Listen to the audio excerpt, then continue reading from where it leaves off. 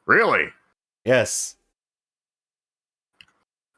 So, this doesn't really matter, I will note. But KOF 15 is on PS Plus. Or is gonna be on PS Plus in July.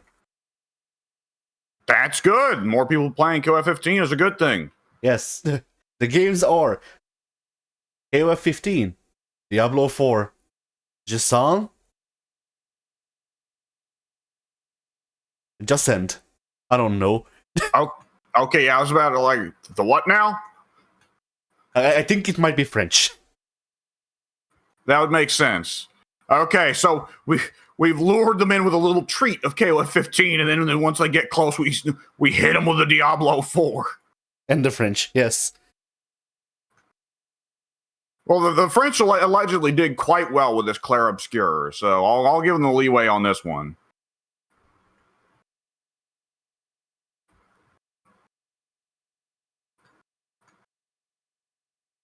But yeah, so that's basically all of the news that we had, as far as I know. Yes! I might have a topic saved or not. I don't know. Sometimes if I come across a topic, I might save it.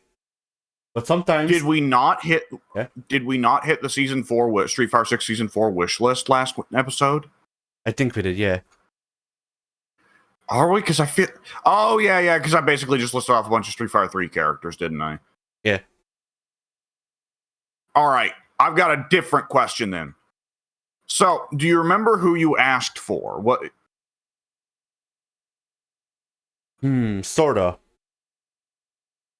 I remember you asked for Eagle. Yeah, I asked for Eagle, I asked for Adon, I asked for Rolento, because I couldn't think of anyone else. More or less. And then, I don't remember who else I asked for. Maybe Gen. Okay. And I asked for, I definitely asked for Dudley. Yeah. Was the rest of my list not like just Makoto, G, and Hugo? Something like that. Okay, I'm gonna actually retcon my list now then. No, actually, this is gonna be a... Hugo was Pink's pick. Oh god, that was an appropriate pink pick, yeah.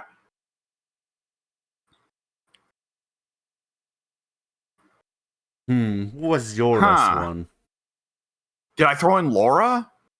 I think so, yeah. Maybe. Okay.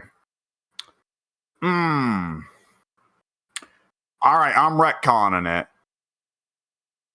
I will make it not just the Street Fighter 3 pack. I want to slot Hakan in there now. But I don't know. Dudley's staying. Laura's staying. But I can't tell who I should lose between G and Makoto. I feel bad either way. Because I love G, and I think G's like a popular character that people love to see, and they love to like. G is a character that I think by now has wormed his way into Street Fighter fans' hearts, where when they see him on the game, they're like, yeah, G, sweet. But conversely, in Makoto, it's like she's been so long without representation. Yeah. And it's not like Necro, where Necro fans are just sickos are like, yeah, he'll come back at some point, but not soon. Yeah. Fuck it, I'm keeping Hakan out. Well, okay. So here's my question. Street Fighter 6 expands on every character's design in logical ways.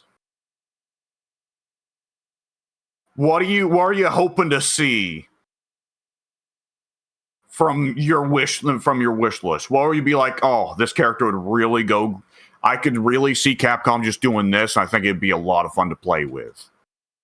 Maybe not a lot of fun to play with, but Gen gets a third stance. For no reason. He just has it. Ooh, that's spicy. How does he activate it?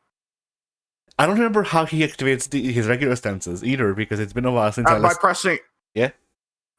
If he is in Mantis stance, then he activates Crane stance by pressing all 3 kicks, and conversely, if he's in Crane stance, he activates Mantis stance by pressing all 3 punches. Okay, then Why do I remember that and you don't? Because I don't play Gen.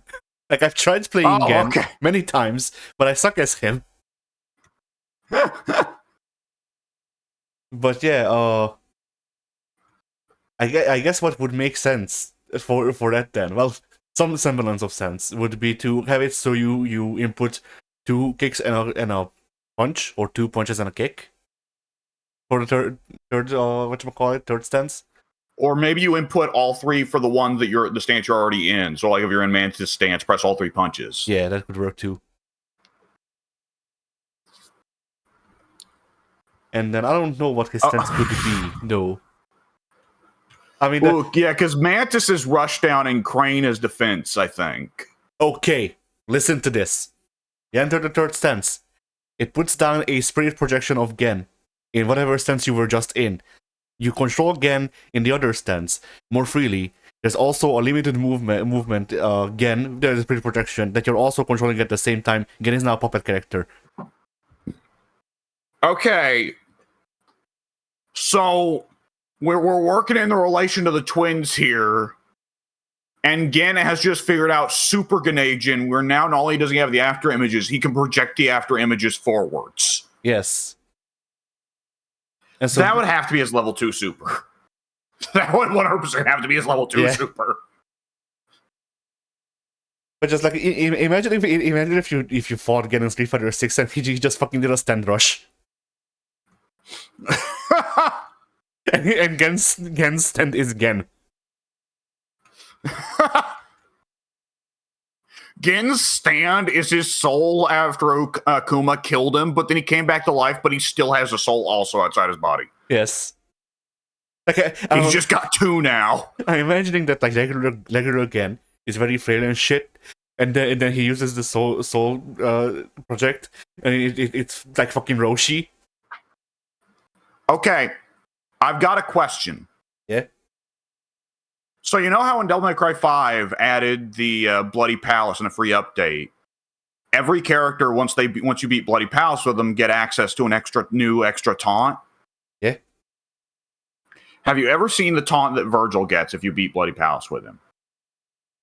No, but I didn't seem to recall you saying that he does something with a clone of his.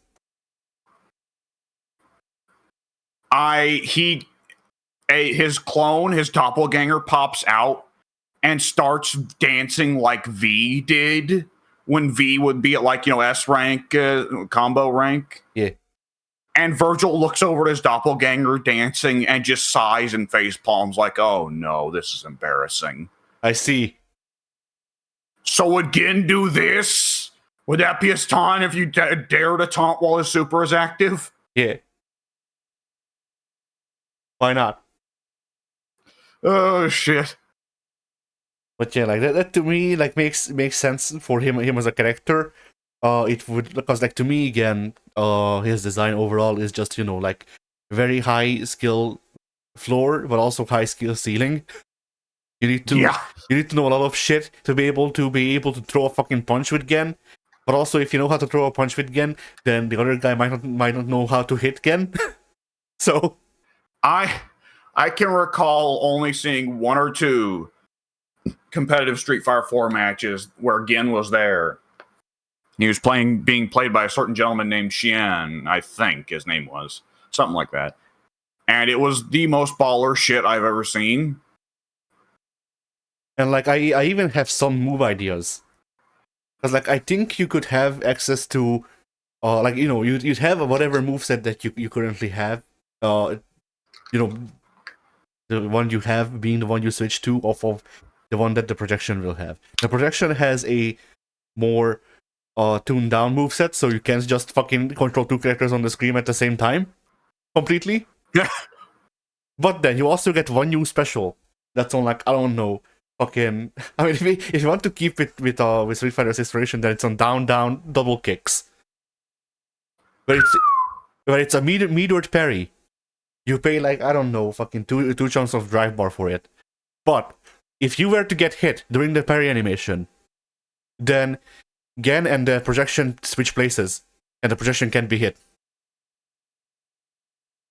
Oh, I see. Interesting. So it would just be like set play fucking mind games and mix ups through teleportation. In that sense.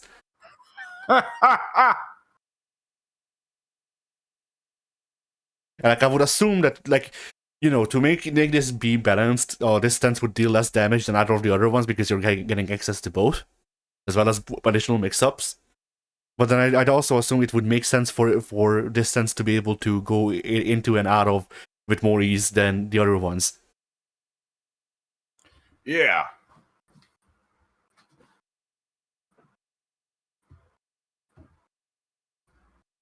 Okay, what would you do for Adon? Bigger knee. No.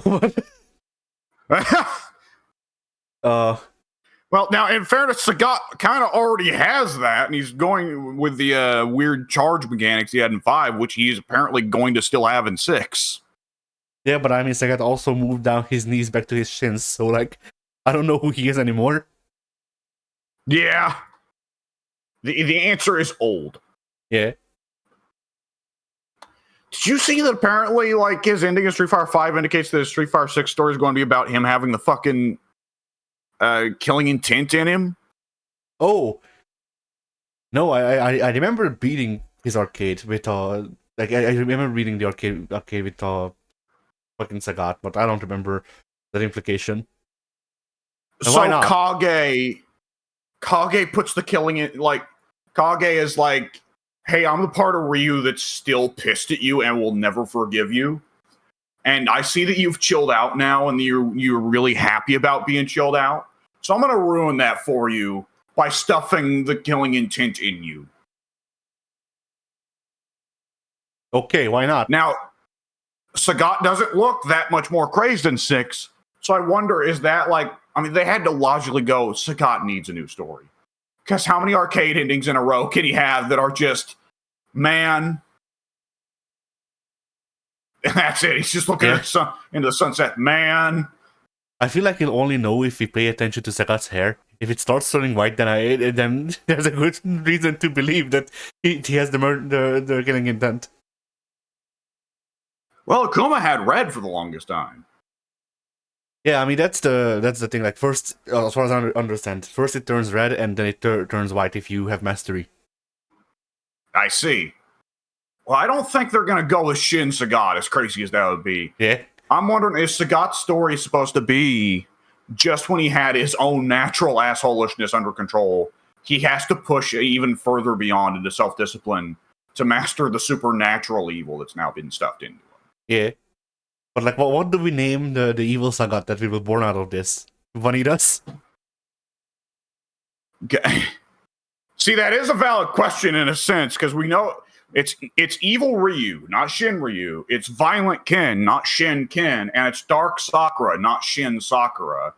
So presumably, if Sagat also has a killing intent form, it will not be called evil Sagat or Shin Sagat. It will be called something else. Eviler Sagat. No, I just had an idea. Yeah. Beast Sagat. Oh, maybe. But yeah, he changes his move. It's not Tiger Shot anymore. Beast Shot, Beast Cannon, Beast Genocide. I mean, the only problem with that is that he can't do Beast Cannon because Beast Cannon would require him to fucking do a front flip and then just fucking shoot himself out in the air. But if they give Sagat Beast Cannon, I will fucking pop. Oh god, level 2 super. He kicks into the fucking killing intent. He is now a rushdown character. All of his Tiger Shots are way slower, but now he can do air downwards Tiger Shot. Yeah. My god, I would hate to be rushed down by a character with that long of fucking limbs. Yeah. Okay, Adon. Oh god, what would Adon have to... Adon, okay, now when we think about logical character progression, I mean, again, it's almost kind of a logical character progression that if he died again and he walked it off, he figured out how to fuck around with his soul.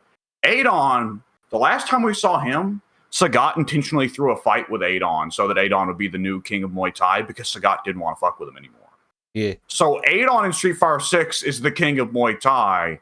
Okay. And knowing Adon and his characteristic humility, he's probably riding pretty high on his own fumes. Okay. So Adon, this is not a character design, like it's not a fighting design part of it. Adon's new costume is just Mr. Big. but with more chains. So he'd be like dressed like a pimp? Yeah. Oh, I see. Okay. Like just So like now he's all glitzy and glamoury prize fighter. yeah, he has like a big fur coat with like print pattern on it, and fucking like big chains. I was kind of wondering like more like Thailand style big pageantry, right? I don't know how Thailand does its pageantry, so I wouldn't know exactly. God, I can't remember. I've seen a few pictures of like big champion level Muay Thai guys over there. And like they just have loads of ribbons and ropes tied to them and all kinds of shit. Like see that seems too honest for Adon. Like I love the guy because he's a shit heel. So like, you know, feels kind of weird for him to like. It feels like that sort of stuff is the things that Adon aspires to be, is the things that he wants to be. It's what he knows is traditionally good, but he's also too much of a rotten person to be able to do it. So like, you know, they could do a thing where like under the fur coat he has a couple of ropes and shit to just show that how he's defining the tradition even further. But I don't think just a shoot like proper like Thai prize fighter outfit would work, because it would be too honest. Like it could work on Sagat now that he's good, but Adon is just too dishonest of a character as a person.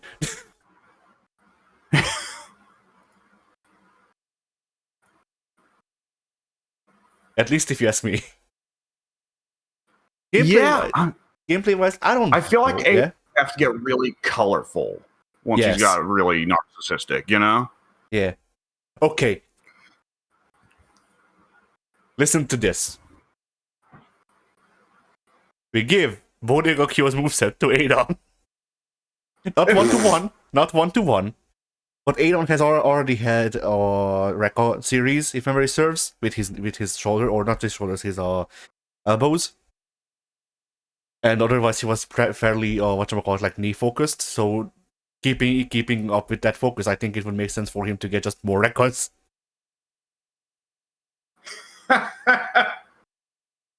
Like just being able to yeah. No good. Like to me, just make it would just make sense to that he would try to rush people down with the elbows and knees, and also just being able to link them with whatever, like, you know, like I'm calling up on Bodega Kyo because I think the way that he was designed would work best, in the sense that like you get, I don't know, like 4 hits, but those 4 hits can be fucking anything, more or less. And like after the 4 hits, you need to transition it into something else to do a combo with it proper, but you still get 4 hits over echo with mix-ups built in. So, well, you know what's occurred to me? Yeah. Adon and Joe Higashi tend to kind of just have the same moveset in a lot of ways. There are some major differences, don't get me wrong, but there's a lot of similarities between those two. Yeah. What if Adon in Street Fighter 6 just gets a fucking uppercut where he makes a tornado? I wouldn't like it, because it would just make it too obvious, you know? Yeah.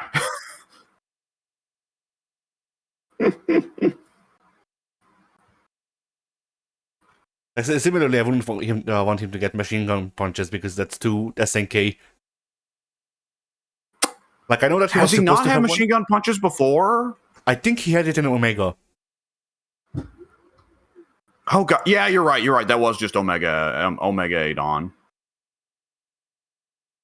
But yeah, like machine gun punches and the whirlwind uppercut are just like too SNK. And like I get that Joe Higashi and Adon are secretly behind the scenes the same character, but we can also just make it not as obvious, you know. Wait, is Joe just Adon in brown face, or is Adon just Joe in white face? I don't know.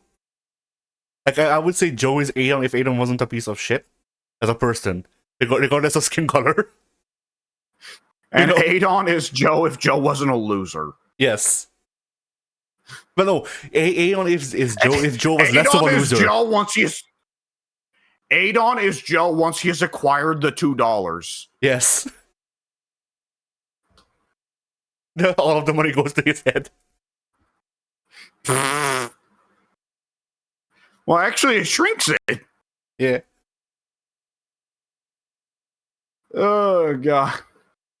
But yeah, like I also just like, you know, character design wise, like I think it would look really cool. You have like Adon in the big fur coat, and then he just has like the big fucking like cheese wedge hair. Yeah. It would look so funny. There's an alternate costume, almost certainly, where like he doesn't have the cheese wedge hair and it just doesn't feel right. Yeah. I mean, I like Adon's Street Fighter 1 design. I'm okay with it. I don't even remember what it looks like. It's the same outfit. He just has shorter hair. He doesn't have the cheese wedge. He just has like, I don't know, whatever, just shorter hair. Just okay. Regular buzz cut, more or less, if memory serves. That's underwhelming. I mean, and tragic. It can look good. In things that are not Street Fighter 1, as you would imagine. Yeah, not a lot does look good in Street Fighter 1. But yeah, like I had an alpha figure. Well, I actually still have an alpha figure of Adon. It came with a changeable head to have give him this hair, and like it was okay. I put it into voice text, I believe. Oh yeah, let me take a look. Like I think they could do something with it to make it be a bit less awkward, and then just have it work. Oh, okay, yeah, that would be interesting. Though, yeah. is that not Joe's hair? Yes, they are the same person. Okay. And Joe's got the brown hair, so it really is like Adon just fucking sprayed himself from head to toe with like brown spray paint. Yeah.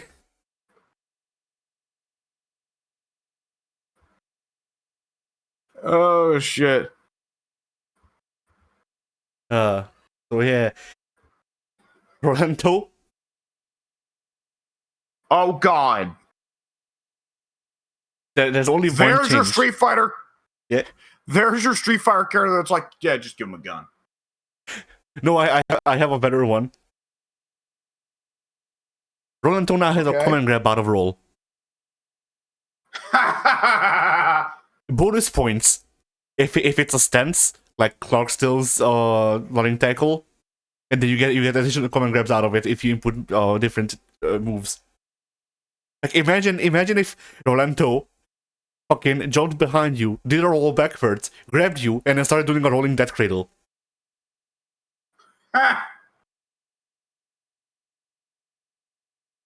So Rolento's whole kit. Okay. If Rolento's whole kit gets built around the roll away from you and then do something stance, he's basically just a goofier Slayer. I mean, like as he is, Rolando is. We didn't want to put Vega in the game. Like he is Motion Vega, which, you know, in a world where Motion Vega exists aside from him, huh? But yeah, like Rolando, like overall was supposed to be Motion Vega. He's supposed to be all about like moving through the screen and like being unable to like touch him and stuff like that. So to me, it would make sense to keep his core kit as it was in Alpha, and then just give him a grab out of the role to make him be a King of Fighters character in a game that has two of them.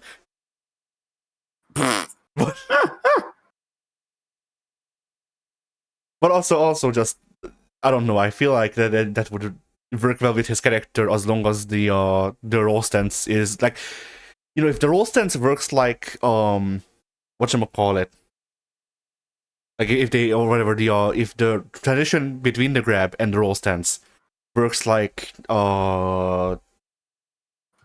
Elena's roll in, where you get, I don't know, like here's 15 to 30 frames of animation, input the move now, or you just do nothing. Like it would, to me, give his character some more things to do that are not just Vega, more or less. Yeah. And like also, just overall, not many video games have Clark still. That's true. Though I think with a lot of the KOF grapplers, the game designers have made the deliberate choice of let's just not. Yeah. I mean, it should be fine. He doesn't have Hurricane Rana. Or Argentine. That's he. There's Hurricane Rana and there's Armored Argentine. It's ridiculous. Like I think if we just do the running tackle and the moves out of running tackle, we should be fine. Because those moves are those moves are there to piss the opponent off instead of doing real damage usually. Oh shit. But yeah, like to me that just makes sense, especially since they really played into him just rolling all over the place, both in Alpha and 4. That is true. Like hell, you could even do a super version of it. his critical art is him grabbing you with that, and then it's a fade from Black, and then you're just getting shanked by all of his fucking militia people. Oh god. The most dishonorable. Yeah, and then you blew up.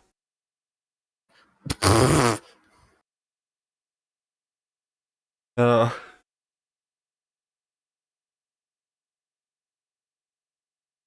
that could work. Eagle, I don't know what they could do with Eagle. Because the CVS2 Eagle we got was very accurate to the Street Fighter 1 Eagle that we got. He even got a couple of new moves. Memory serves. I believe so, yes.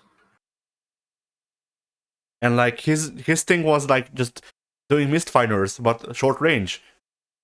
And good normals, which are not really that unique in Street Fighter 6. Yeah. I mean, an interesting thing that they could do is if they made him more of a special normals kind of character, but the way they do it is there's 2 versions of each move. The regular normal input for a move is just the regular move. Like, he just takes the stick and then punches you with it. If you put the special motion, he does the same motion, but he throws the stick. And if it hits the opponent, then it bounces back up. And it gives you rest recovery if you can catch it. That'd be cool. So you're just juggling the sticks, hitting people with them over and over again. Doing pressure. Yeah. Like, that could work. He already has the Zangief Lariat to avoid projectiles, so that should be fine. Yeah. Well, he has the weird, jumping overhead thing as well. Oh, yeah, true. Yeah, the Ryo Sakazaki fucking bomb chop. Yeah, stick. It's not RED kick, but it's something in the general vicinity of RED kick. Yeah, that could be useful for him. And I just overall, I think Eagle will be a case where they just give him a bunch more new moves. Yeah. Because there's been a good couple characters that it's like, this character's good, but they need more. Yeah.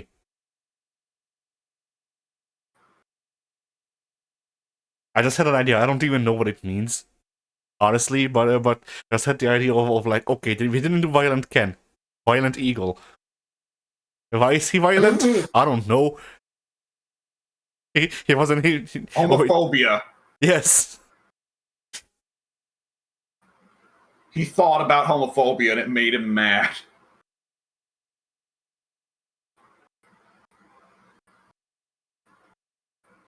Okay, what do you do if they give Eagle a timer? Oh god, I can't remember what move that is. Help me. Mr. Big says it's timer, and then he starts swinging both of the sticks wildly, going forward for a couple of steps.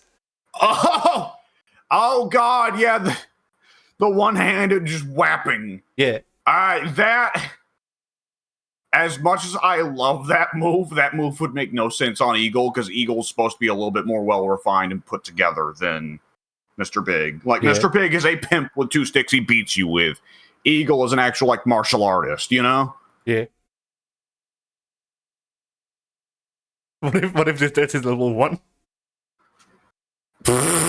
It's time to show your true strength, and he just starts doing that.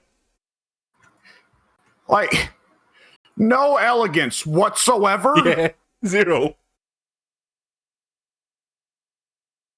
Like if you sweep him when he's running forward towards you, he does a fucking third strike like Pratfall animation.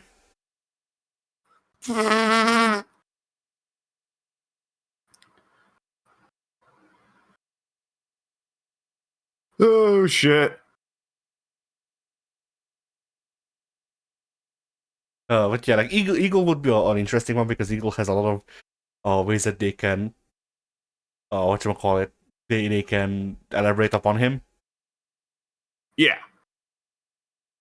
And like obviously I have other characters that I could want that they could work it out, but it's also a lot of it is just like, here's not this character from this other game that is dead. Yeah. Like I wouldn't mind Zeku. Because by this point Zeku would be more Strider than Bushin Ryu. That's a good question. Would they like actually show the progression of time and him developing more Strider techniques, or is he still just, hey, I'm still representing the transitionary state? I would assume either they put him in and he still has some Bushin Ryu moves, but most of it is starting to look more like Strider's kit, or they put in an apprentice of Zeku's from the Strider school. Ooh. Like, because they can't really have another ninja who's like Guy, because Kimberly. Yeah. And also, like, if it doesn't get any more Marvel and shit like that, like, I want Strider. I like Strider. Even if it's not here, you. Oh, God. Yeah. Capcom versus Capcom's a different question. But yeah, that's, like, I wouldn't mind Lucia, mainly because she's K-Dash. No other reason, honestly. Yeah. Like, it's one of those things where, like, if they were to add real K-Dash to the game, I would be fine with it. If they decided to add Lucia instead of K-Dash, I just went, alright, whatever, fuck it, here's the K-Dash design, but it's Lucia instead. Yeah. Then I would go, alright.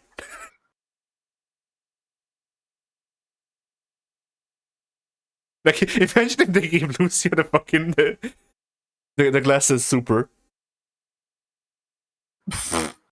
It throws her badge at you. I was thinking, like, well, like, she just get her cup of coffee? Coffee? Yeah.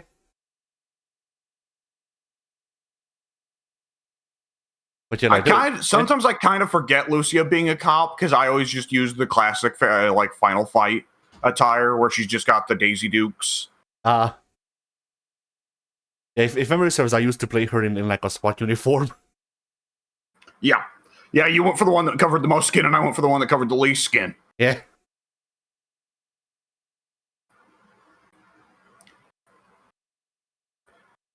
All right. Let me hit mine. Yeah. And then afterwards, we'll probably then hit what we think or want from the season 3.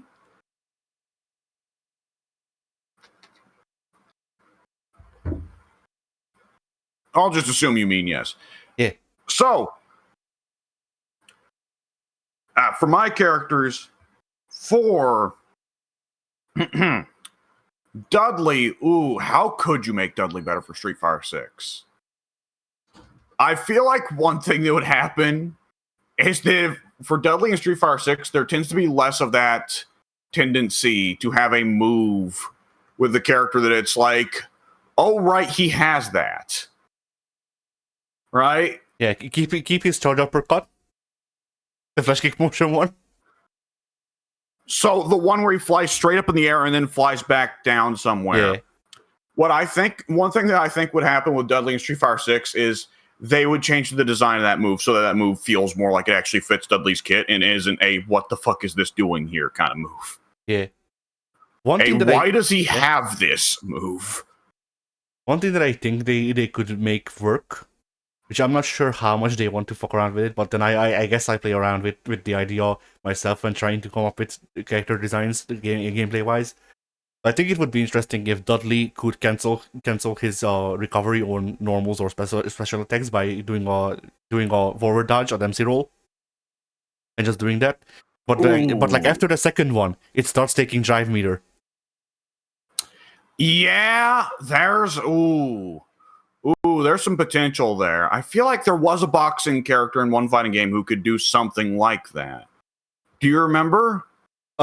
Steve can do something similar in Tekken 7 and maybe 8 for rage meter.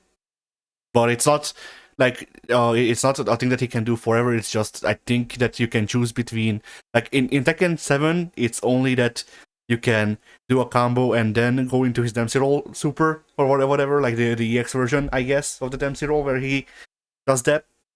And I think after that... Oh, wait. Yeah, that's how it works.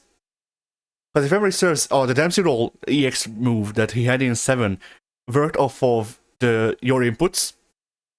I correct English grammar, yes. But it worked off of your inputs, so that if you could keep up the rhythm, then you could Dempsey Roll people for like an entire minute. Oh god, yes, that move!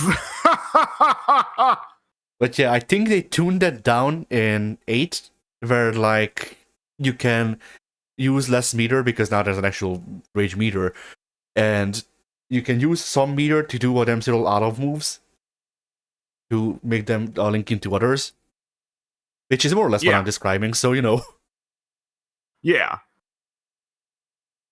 But I might also be wrong because I've seen like maybe 5 minutes of footage of Tekken 8. So. Which is more than I've seen. I think I've only seen the footage from the time period where the bug was going on, where you could get the wrong character's animations. Oh, nice. That was so good.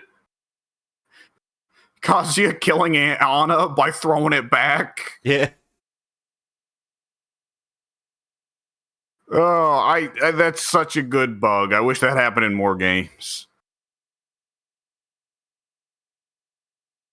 Nonetheless. So, Dudley, yeah, that's, I think you're onto something there. Use spin drive meter to cancel into the bob and weave type of stuff. Would Street Fighter 6 Dudley get anything really new enhancements to the Rose? Or would the Rose just be, it's the Rose. He still has it on taunt if he's crouching or something like that.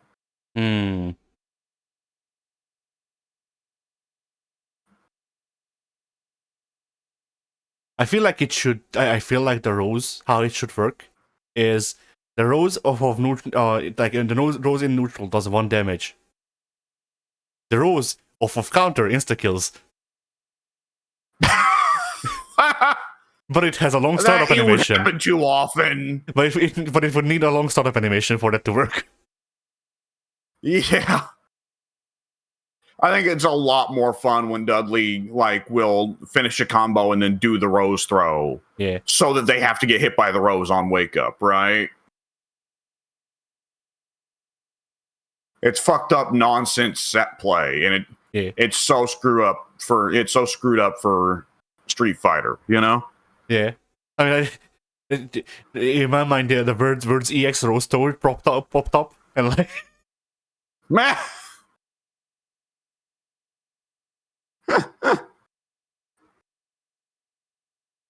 Which I would assume EX Rose 2 would just make the animation be faster because, like, anything else you touch, you kind of remove what makes Rose so good.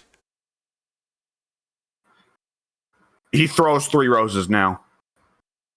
I don't know. I feel like that's too much. Like if he just throws 1 rose, then like to me the rose is a thing of like, all right, this is all that you're worth. 1 rose. Yeah. Well, more than anything else, of course, it's a Freddie Mercury reference. Yeah. Because like I did think about like EX Rose throw just being him throwing a bouquet of flowers, but at the same time it would feel like it would feel too acknowledging of the other person. It's too respectful and honorable. Yeah, which checks out with Dudley, but I don't know. I feel like I don't know if you feel this way about Dudley, but to me the roaster is kind of just like the roaster is like the one move where Dudley's arrogance shows through. Well, it's one of those character change things, because Street Fighter 4 Dudley was very respectful and a very polite person. Street Fighter 3 Dudley was kind of an asshole and very much a trash talker, of course. Famously in his whole thing, gutter trash. Yeah. Well, some kind of character change went on there. Oh, I know that the Street Fighter 4 like acknowledges at some point they have Dudley say, "Oh yeah, when you ran, I sometimes I get really impolite when people mess with my car." Right? Because Street Fighter 3, his whole thing is, "I want my car." Yeah. Yeah, I just had a thought that won't happen, but it would be cool. Then again, no, it wouldn't work, I guess. But like, yeah, like they for Dudley, if they add Dudley, I was like, well, they could add a second Britain stage, and then just make it be in front of the shops from CVS2, and then just do a remix of True Love we were making. But then they tried that for the anniversary collection thing that they did, and that sucks. So yeah, I prefer they not do a remix of True Love We're Making. It was special then and there, you know? Yeah. Okay, let's see. I also asked for Laura G, and Makoto. Okay. Nothing changes about Laura except the size of her belly button. Oh, okay. That's. I was expecting it. I was expecting you to refer to other body parts. Do you not remember the callback? No. We were playing Street Fighter 5 with Goku, and one of you was playing as Laura. And you said that every pore of Laura is sexualized, and I said, no, her belly button isn't big enough. And Goku said that we should write to Capcom that they should and begin Laura's belly button to fit that fetish.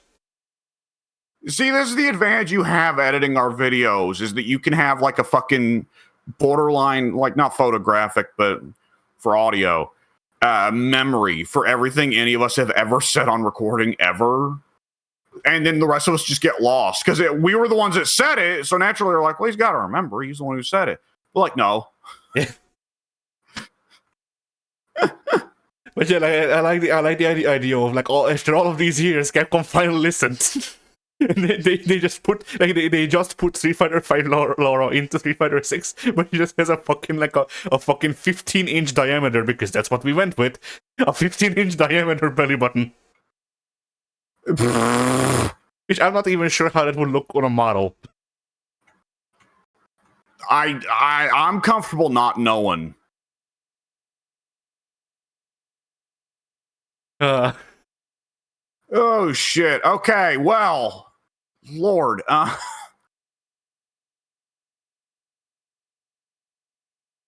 Okay, with Laura. So Street Fighter 5 reminder for everybody who forgot Street Fighter 5. Don't blame you. Laura in that game had, excuse me, 3 special moves. One was the world's slowest fireball. One was her command grab, which was on a half circle, and it was command grabby. It was quick. It did lots of damage. It went through block, yada, yada, yada. Everything you'd expect the command grab to do. And she had her weird move where she would go forwards with her elbow. On light strength, it was just quick and there was no follow-up. On medium strength, if it connected, you could follow it up either with a punch button or a kick button for a jiu-jitsu arm bar or leg bar. One would keep Laura on the same side of the opponent. The other would switch sides. And the heavy version of the elbow would go straight up in the air as an anti-air. Then for her 2V skills, she had one where she would do a fucking edge wheel kick, which was really good for spacing because she could dodge into it. And another one where she would jump up and straight up in the air and then fire her slow fireball straight at the ground. Now, if they were to put Laura in Street Fighter 6, I think we could pretty safely say, okay, she's just going to have both those V skills base kit. Yeah. I'm still of the that opinion. Alone, yeah. Oh, go ahead. I'm still of the opinion that it would be really fucking funny if you just started doing Shoto moves. She's got a little bit of the Shoto kit there already, in fairness. Yeah, but I mean just like aping Sean and being better than him. Oh God, you're right. Like imagine if one of her tools in her kit is basketball. Imagine if she reaches down her shirt and actually, though she's actually had a flat chest all these years, she's just been keeping 2 basketballs in there. And she reaches down the back of her pants, also 2 basketballs. Yeah. She's actually... Which would be really stupid, because we've seen the one costume where she's wearing a shirt that only barely covers her nipples and has crazy underboobs, so we know those are actual boobs, and she must have at some point in one of those costumes wore something that exposed her ass. But nonetheless, Street Fighter 6 is like, no, actually they're basketballs. Yeah. Then they reveal that Laura has been shot all along. She's been her own sister.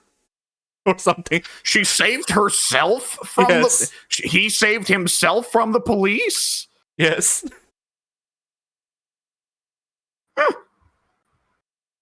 Okay. They were also simultaneously 7 and 15 at this time. Yeah. Yeah, it follows.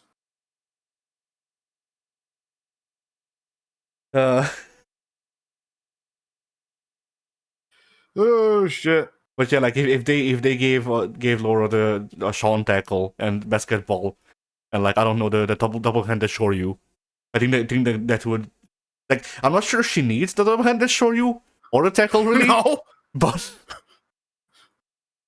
I think it would be funny, you know. What she can already do is with the elbow dash is already pretty similar to the tackle.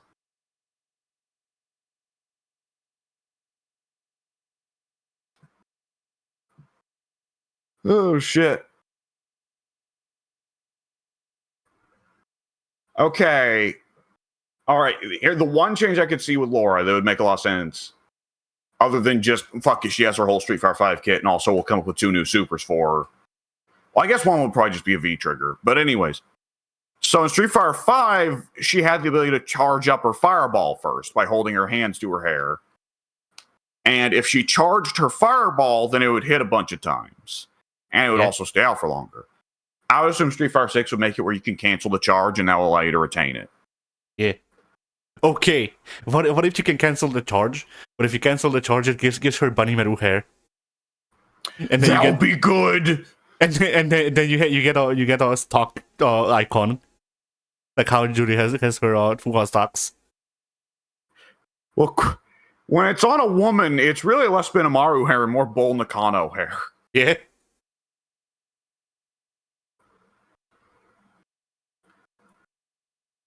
Okay, Makoto, who? God, what do you do with Practical Footsies Woman for Street Fighter 6? She becomes light and hell. Her choke reset grab has follow-ups that you can input while she's choking the other guy. That's kind of already how she does her string, isn't it? I don't remember. Like from what I remember a lot of it is like setup and stuff and like very strict timing things. But my suggestion is, what if you did that? But instead of waiting for her to let go of the opponent and just setting shit up while they're stunned, Instead of that, what if you input a new grab and she just grabs them and starts fucking throwing them around like a monkey?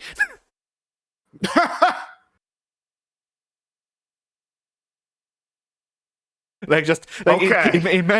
imagine if you do the choke grab with Makoto, and then you do the input, and she just starts doing the Oro like side slams. Because that's what I'm imagining.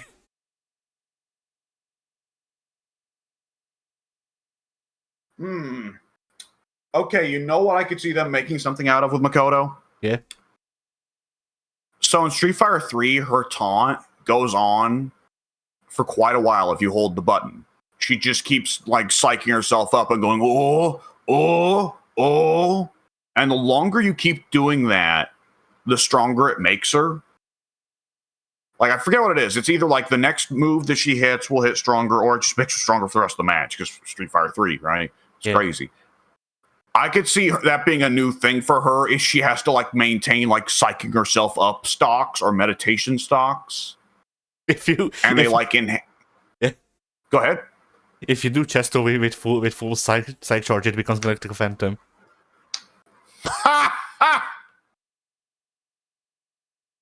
You just you do Chesto, and then there's a fade to white, and then like the dramatic finish from Dragon Ball Fighter Z, and there's just a fucking beam coming off of the earth.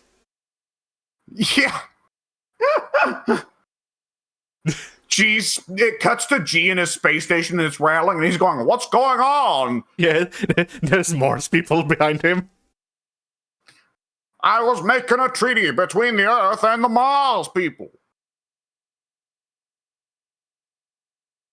So anyway, speaking of G, so G is a weird one because he comes over from Street Fighter 5 as one of the guys who already had a lot of subsystem designs that felt like the sort of things that would be in Street Fighter 6. Yeah. Because he's already got like the stuff, like Street Fighter 6, he already had like, oh, he's got the presidentiality system. And if you've got enough presidentiality, then his heavy moves turn into his EX moves, but he doesn't have to spend meter for them. That seems like something Street Fighter 6 would do, right? Like with Jamie being able to drink when he's already drunk and restoring his drive gauge. Yeah. And I would expect that to happen again. That G is Mr. Mr. G starts, doing the speeches and all the things to build up his presidentiality, then it's like, okay, I now can do the overdrive versions of my moves for free. Yeah. I just had an idea. How do you make him? Oh, go ahead. So say you have like, I don't know how they could implement this exactly. I think it would be like uninstall super or something of the sort. If you have full presidentiality, then you can do like it would work like Mecha Zangief, but instead of Mecha G turns into Q. He takes for the duration of the install, he takes less damage and becomes a charge connector. He also deals a bit more, I would assume, just to make up for the lack of combo. Yeah, if they bring Q in now, he has to have G stuff built in. Yeah. The question is though, okay, what if? Okay, I'm about to say something really stupid that definitely would not happen on 1,000 Earths. G, if he does the charge inputs instead of the motion inputs, instead of him doing the move, a Q comes on, waits a minute, waits like a second or two, and then they do the move. Yeah. But the Q should be animated the same way Robokey is. Yes, really bad and janky. Emphasize that these are the fucked up copies of G that Gil made, right? Yeah. Like, Alex's story in Street Fighter 6 will probably finally explain how things cooked out with the Illuminati after Street Fighter 3. I'm wondering if after all of that it blew up, like, could they have that G came in and he took the Q army? Well, not Q army. We don't know what Q is still to this day. But he took, like, whatever Qs that the Illuminati made, because there's just as much evidence that the Qs are not that Q is not G, but instead a multitude of clones of G or robot imitations of G. All right. But yeah, also it would be. I think it would be really funny if one of G's supers was Ganadian, when instead of fucking instead of on back image, it's Q. He's just there. Okay, I've got one. Yeah. For the EX. So if he ODs any of the summon Q moves, Q won't, like, you won't see a visual difference. You won't get the usual visual difference. But instead of doing the move, Q will do the old suicide bomb from Street Fighter 3. Yeah. I also like the idea that I just had of like, okay, so G's second outfit or his third outfit, one of them should be Q. But if you play as G dressed as Q, then the G's coming in to help the Q or whatever. The Q is coming in to help the Q that you're playing as would be G instead.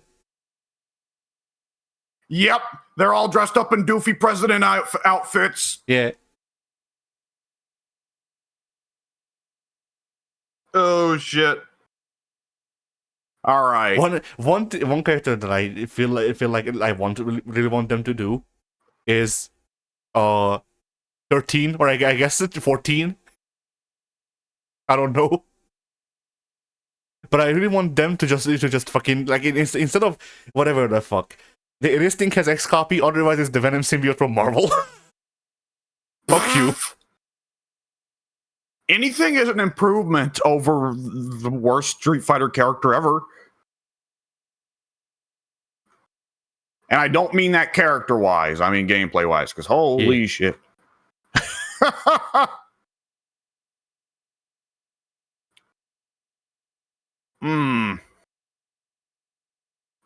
Okay. Now on to Season 3 that's actually around the corner. So, Sagat, we have a reasonable guess of what Street Fighter 6 has done with him. Yeah. Made him skinnier. Congrats. He's on a diet. He did go on a diet. That much is true. But on top of that, it looks like he's at the very least got V skill 1, where he, holds his chest and then, now I can do a stronger tiger uppercut. Yeah. And I don't know about you, I'd say it's probably a reasonable guess that he's also going to have V skill 2, that he can do the same thing, but for the knee. Yeah. All right. Although I kind of wish that they gave him the the parry kick that he used to have, the deb. Oh God, I do not know what you're talking about. Because I think one of his V skills was giving more power to Tiger Shot or Tiger Uppercut, something like that. Like it was both of those. Yeah, but I'm not sure if those were the two specials. And the other one was he had a projectile invincible like default crush counter or something like that, where he would deb to charge it up, and then he did a fucking roundhouse kick. Oh God! Well, didn't he in the Omega version of Street Fighter 4 have where he could charge all of his kicks? I don't remember. Like all of his kick buttons, or maybe he had like 3 command normals, one each on light kick, medium kick, heavy kick, where he would either kick low, kick mid, or kick high, fucking Mistfinder style. And all 3 of them he could charge up first, like he could hold the button to make the frame data better. Maybe. Just so you know, now that you've got into mid-range with him, he's also, really good at footsies. Yeah, but also just like, I don't know why, but I find it really funny. Like, and I love that move, especially because like it became a big part of my kit of playing as Sagat, just because I find it funny that he debs. Yeah. Honestly, that's understandable. And honestly, they could have fun with it. Like, imagine if the more you hold it, the more silly shit he starts doing. Like, eventually, Sagat just starts doing the gritty, charging this kick. He turns with his back towards the camera and just starts. Oh God, how am I forgetting?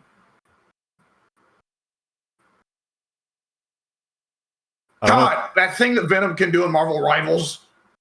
Oh, throwing it back. There you go. Thank you. Good Lord. But also just like I think it would be really very funny, both because it's out of character for Sagat to do that shit, but also just like imagine fucking like you would like, Wait until I add him to Fortnite. yeah, but also just like, you know, to me it would be similar to how there's Shinakuma, a playable Shinakuma in Street Fighter 6. And by the way, I learned that there's also playable Shin Bison, which apparently exists. Weird. Yeah, I don't know what differences he makes, but yeah, it does exist apparently. But yeah, like it would be that same thing where, like, you know, for to unlock Shinakuma, you need to waste half of the round to enable him for the round. It's this very long. It's this very long animation. Like, I imagine it would be something of that caliber, where like you start doing the move, he just dabs. He holds the pose, and then, like, I don't know, fucking 20, 30 seconds later, he lets go and just starts doing other things. Like, he starts doing the Macarena. Yeah. Kicking it old school here. Yeah. And once he's completed it, he turns into Street Fighter 1 Sagat. His light kick is now unblockable. Yeah. I mean, I feel like it would be one of those cases where it would be justified to go, okay, if you let the entire meme animation play out and Sagat somehow fucking kicks you, you die. Like, regardless of health, then it kills. Oh, shame. Yeah.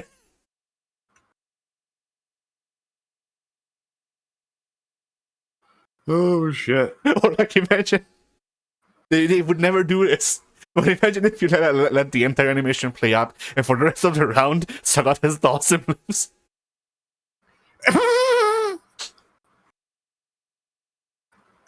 Well, congratulations. You just made somebody's nightmare scenario. Yeah. Somewhere out there is some guy that if they saw Sagat with Dalsim limbs, they would just like, yep, that's it. That's it. And they're done. They quit life. And they just lay down and they just stay there. But I just find the idea of him doing the roundhouse kick, and like you're jumping in the opposite corner of the screen, and the kick hits. Like, bonus points if the further the leg travels, the bigger it becomes. Just make it real fucking cartoony. Yeah.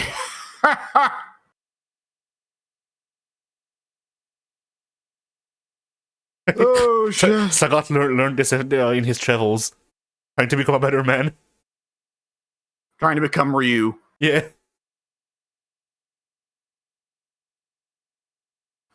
The Ryu never did this, but if he could, he would.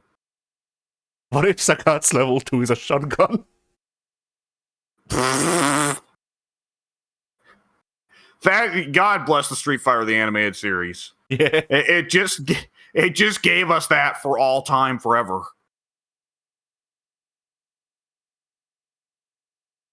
I mean, shit, they could do that. Imagine if his level 1 is like a cluster of tiger shots and he calls it Tiger Buckshot. Tiger Scattergun. Yeah.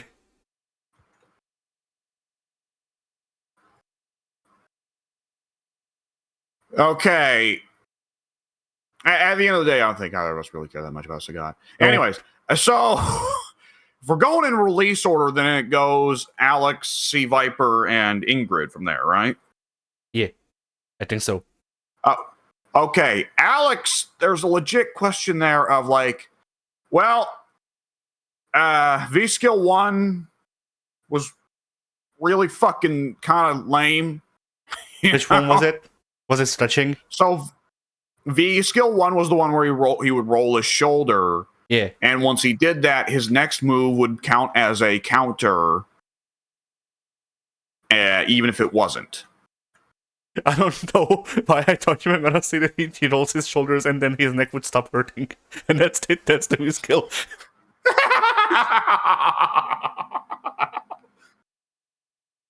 That would fit so perfectly with how Alex is just crap in every game.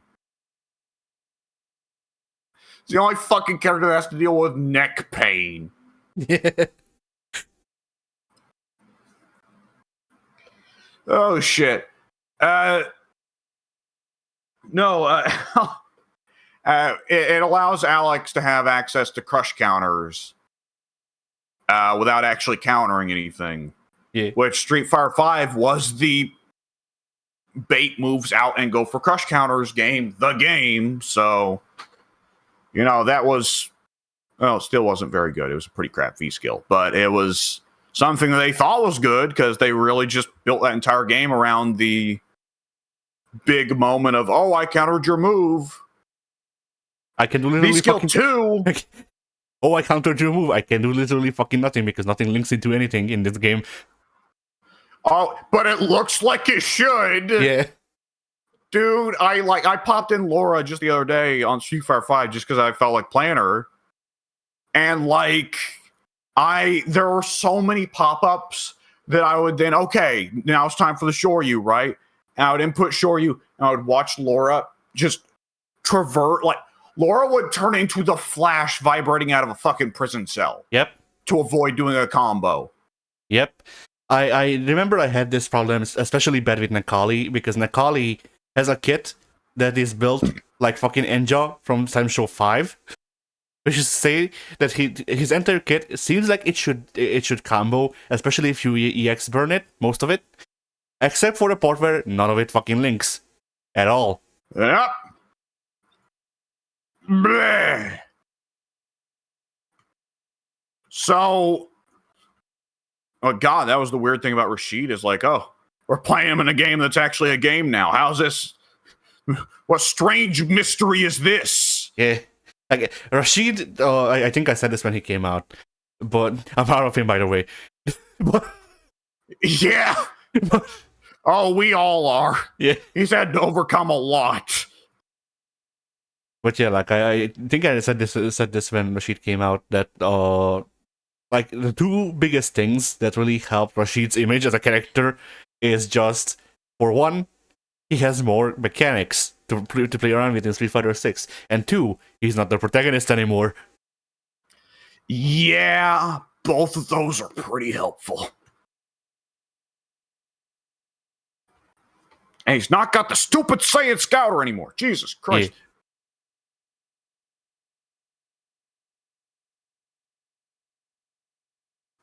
Yeah. Yeah, anyways. With V-Skill 2, I do want to note, I doubt this is going to be what they plan on doing, though some of the stuff from Street Fighter 5 they have made the commitment on. Other stuff from Street Fighter 5 they have, though, kind of went like, nah, we're not doing that again. Yeah. But nonetheless, so his V-Skill 2, conveniently enough for what you said a minute ago, he stretches his neck.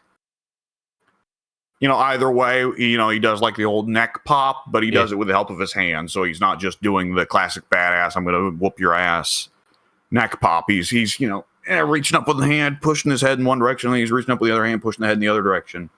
And once he's done that, once he gets a charge of that, he can now cancel any of his special moves, once he hits, he can now cancel the recovery of the rush forward elbow and the stomp into another of either the rush forward elbow or the stomp.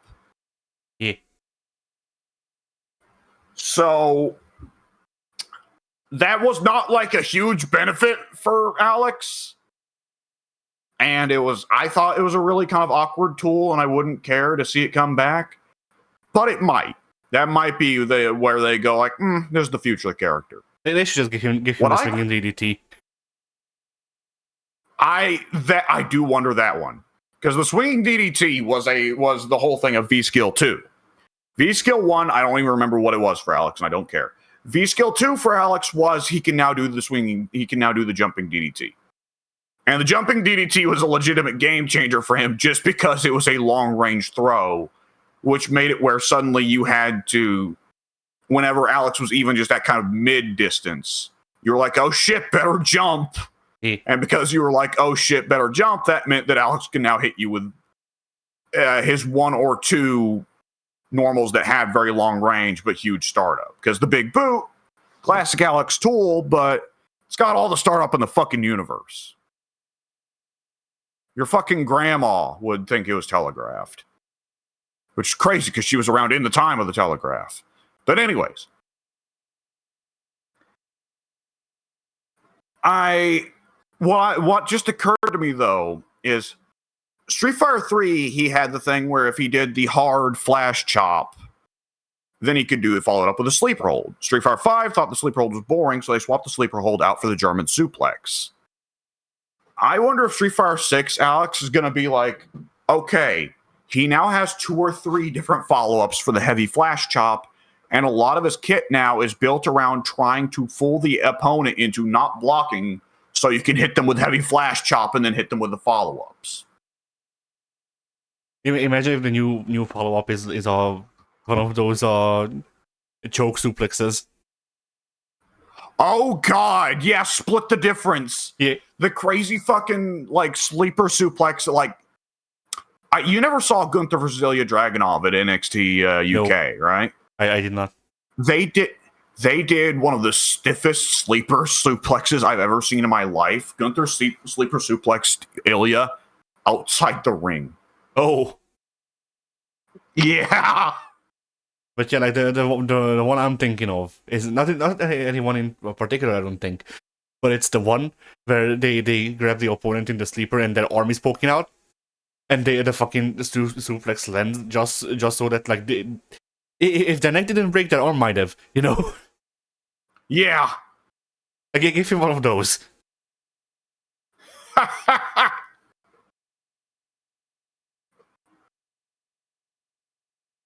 Okay, here's another one. Let me throw it out there. Yeah. So Wolf Hawkfield turned heel. Yeah. Alex, well, as soon as we saw him, we're like, this is a different look for him. He's a little, not per se edgier looking, but he's definitely looking a little more street worn. Okay. Alex has turned heel. He has a new selection of cheat moves that he has to set up in the way that in pro wrestling, you can always tell the heel's going to cheat later in the match because you can see them fiddling with, oh, he's getting the fork out of his pants. Oh, he's stuffing the metal plate in his mask. Yada, yada, yada, right? Yeah. You can see Alex fiddle with, oh, he's reaching down. What's that he got in his boots? He's got a fork.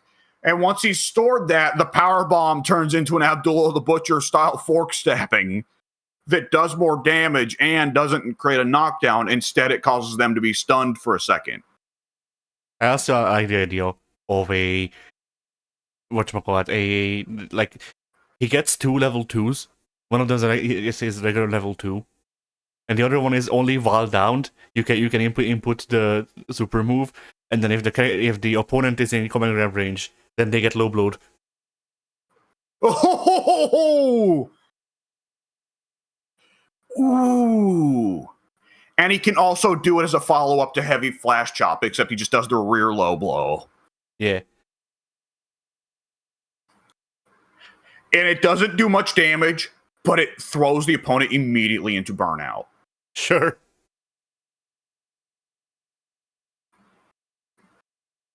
And people would be so confused that it works on the chicks. Yeah. Oh, shit. All right. I mean, if he wants to be, if you want Pink to be scared, just give Alex the fucking the steel chair, and just make it so he can throw it out and call it back. Oh god, give him Beowulf set play stuff. Yes. Ooh. Like I think one of the reasons that Pink and I stopped playing Schoolgirls is because this was before we figured out that I actually know how to play Gallon good for the record. Yeah. But yeah, so I was playing as Beowulf, and Pink was playing as whoever, I think Cerebella. But this happened multiple times. Where what would happen is I would throw out the chair to hit him with as a projectile, and then I would do Gallon bullshit at Pink. He would forget about the chair, and then he'd get a counter attack on me. I would fall on the other end of the screen, and then I would call the chair, and he would either just get scared or die.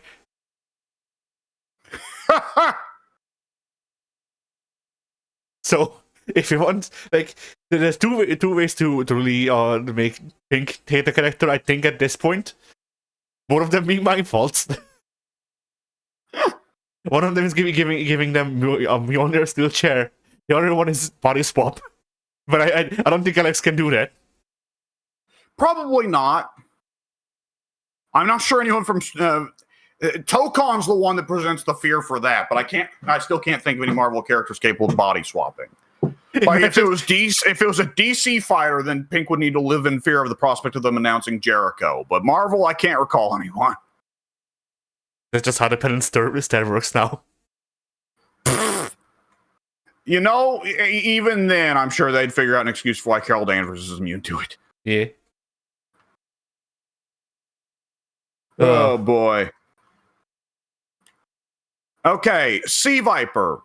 So this one's going to be a bit of a weird one because you're not a big Sea Viper player. I'm not a big Sea Viper player, right?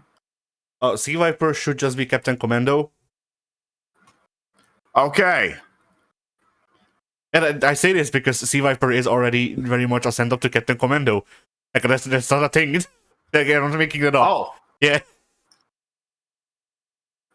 She has Captain. Yeah, see, I've never played Captain Commando in Marvel. Yeah, I used Captain Commando was one of my 15 mains. So. But yeah, like instead of the flamethrower, she has the flaming kicks, which makes sense.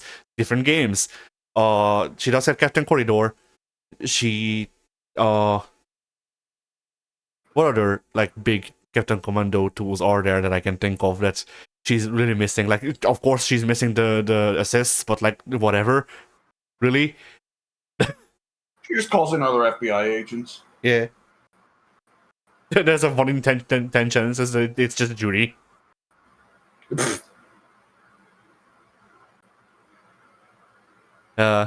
So yeah. So when Sea Viper comes around, they're totally going to reveal that Jury was lying, right? We'll see.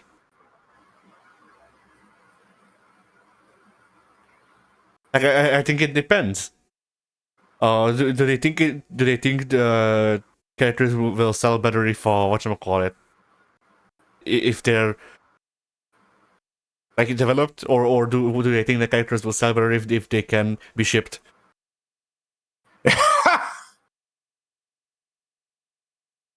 Yeah, because I like the idea of Jury lying about that stuff because there's like a degree of it makes Jury pathetic in a way that's endearing, right? Yeah.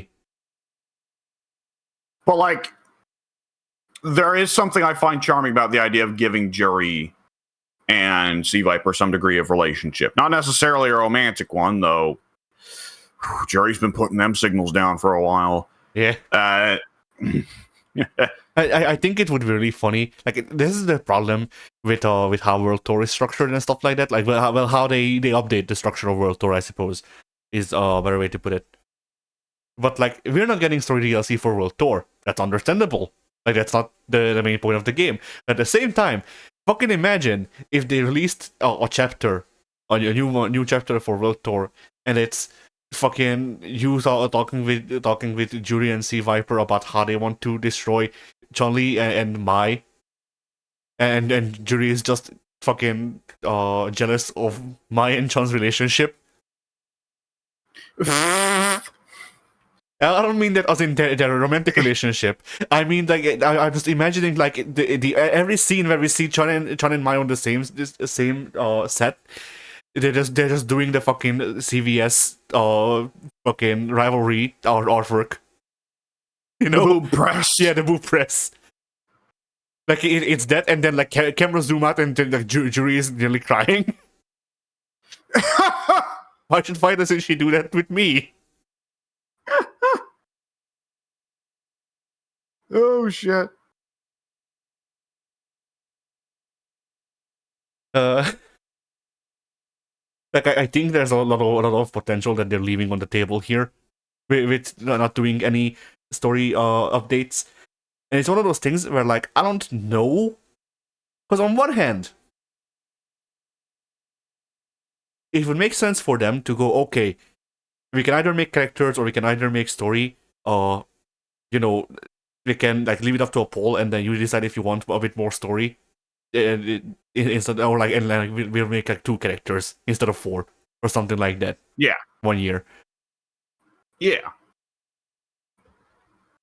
I could would also very much say no. Yeah.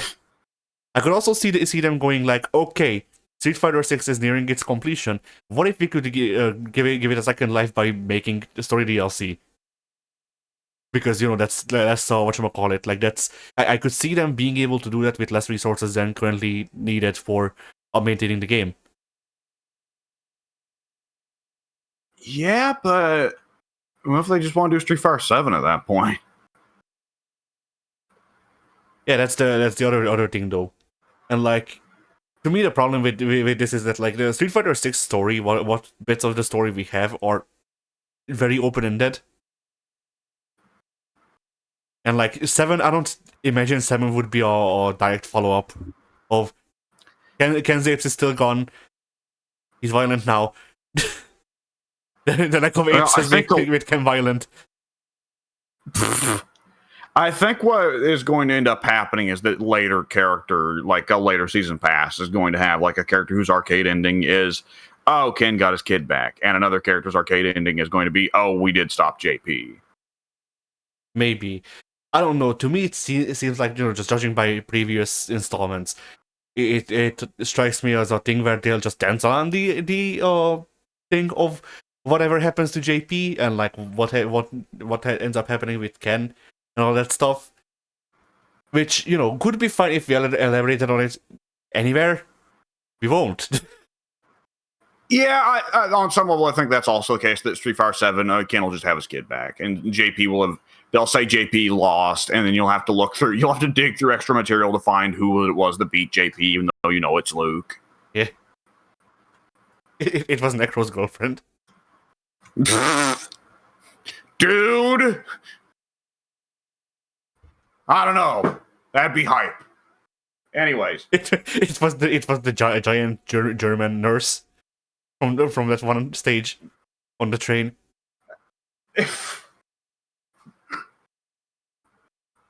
It was whatever chick that Ken paid to dress up as Morgan at his birthday party in Alpha. Yeah, it's the fucking cop guy from 5. Oh, Ed. Yeah. Not Ed. Oh God, Combo Fiend's real name, Peter. It was Peter. Yeah, him. He shot JP. He tried arresting JP, and JP resisted arrest.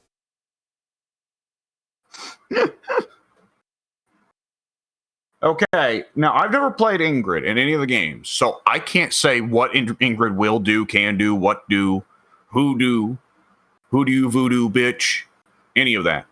You've played Ingrid at some point, right? Yes, I used to play Ingrid in a couple of Mugans and also Alpha 3 Upper, which that's not me fucking up the name. I think that was actually the title in some location. Oh Lord. Because I think it has 2 names. One of them is Alpha 3 Upper Max, and the other is Alpha 3 Upper for some reason. I see. But yeah, so what I remember of Ingrid is that she was Cola Diamond, but with less range. Okay. So she had a bit of a floatier movement, if memory serves. I remember her having her Tatsumaki, where she like sent out a ball of light to cover around her, but I might be mixing those up. She definitely had a couple of moves where she would set up reflectors, like Rugal, with those light balls. And it was also like the major way that she dealt damage, if memory serves. But I'm gonna check to make sure.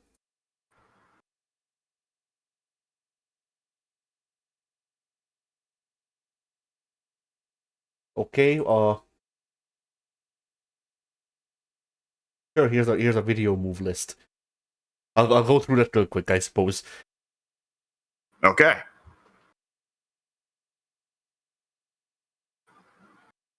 Assuming it will actually want to fucking load. Yeah.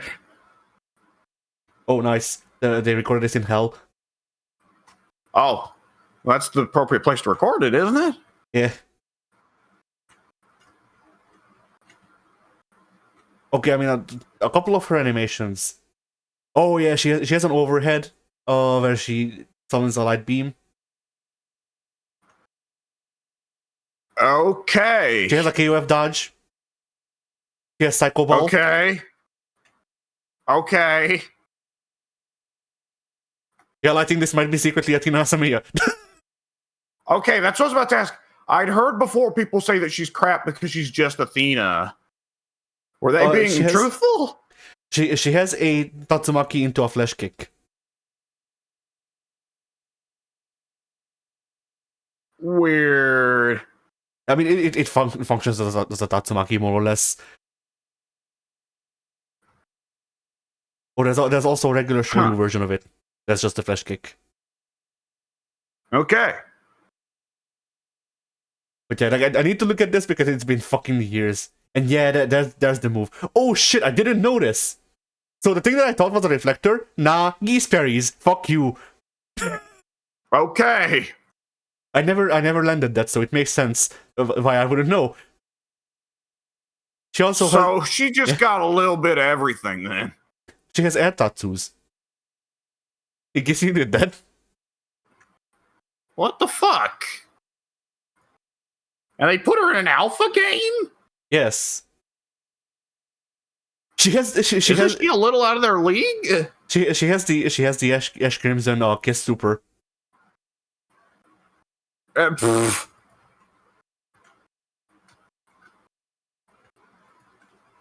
Like it is just genuinely that move from what I can tell, except it has a projectile that travels. Okay. Alright, let's see. Anything else that I need to know?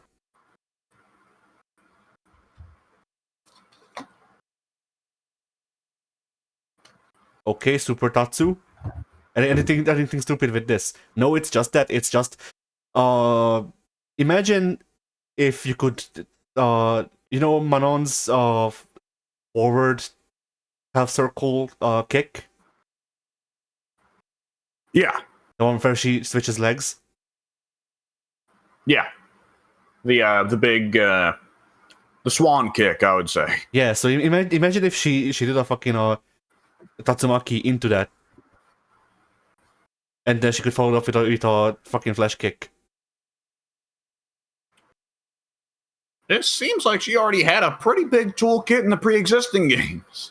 Yo, she has a super geese fairy that has a displaced whatchamacallit hitbox, so it can function as a command grab. Oh, for fuck's sake! So anyway. All right. Well, boys and girls, you've had your advance warning. Enjoy Street Fighter 6 while you still can. Yeah. I can't wait to add Ingrid to my list of mains. All right, who all is ready for Ingrid Fighter 6? Yeah. I mean, I would assume that they will tune her down a bit, maybe. But yeah. Why would they? It's Street Fighter 6. True. But yeah, like I do. Just ready. Yeah. I do remember that I liked it. I said this last FG as well, but I do remember that I liked Ingrid explicitly because she felt like an SNK character that got stuck in Capcom for some reason. And you know what? Fucking fair. Because Capcom, like, SNK had, to me, the way that I would put it is, SNK has the best ideas for character movesets, and Capcom is the best at executing them. So... Yeah, I think that's a solid way of putting it. I was like, you know, my guy forever will be Akuma, who is all Capcom always. But any other time I think of like, oh, I remember really liking how this character plays, it's always a Capcom take on an SNK character. Yeah, I mean, CVS2.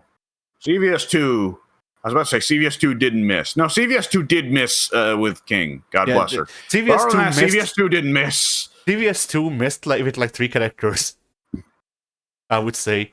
Who else? King was a miss. Cammy's voice was a miss. Oh yeah, Blanca was a miss. Blanca was really good in CVS. Yes, that was the miss. Yes. Oh, that's true.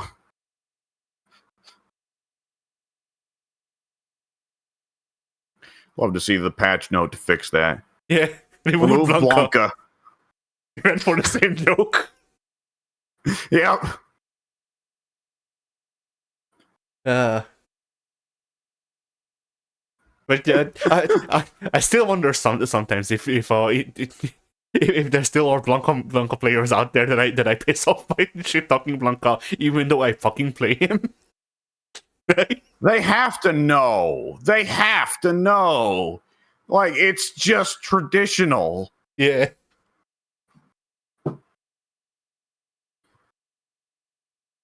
Like Blanca is one of those characters where I really hated him growing up, and even though I play him now, I'm just like I see him and I'm just like, this man shouldn't succeed for some reason. I don't know.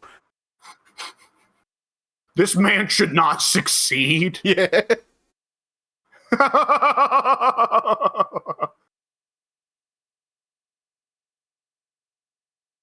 For the record, I am fine with Street Fighter 6 Blanca, so I guess I don't mind him succeeding somewhat. Oh, he's awesome at Street Fighter 6. He's one of the only characters in Street Fighter 5 that doesn't feel like shit. He was one of the first ones that's like, wait, they started to cook again. How has this happened? Yeah.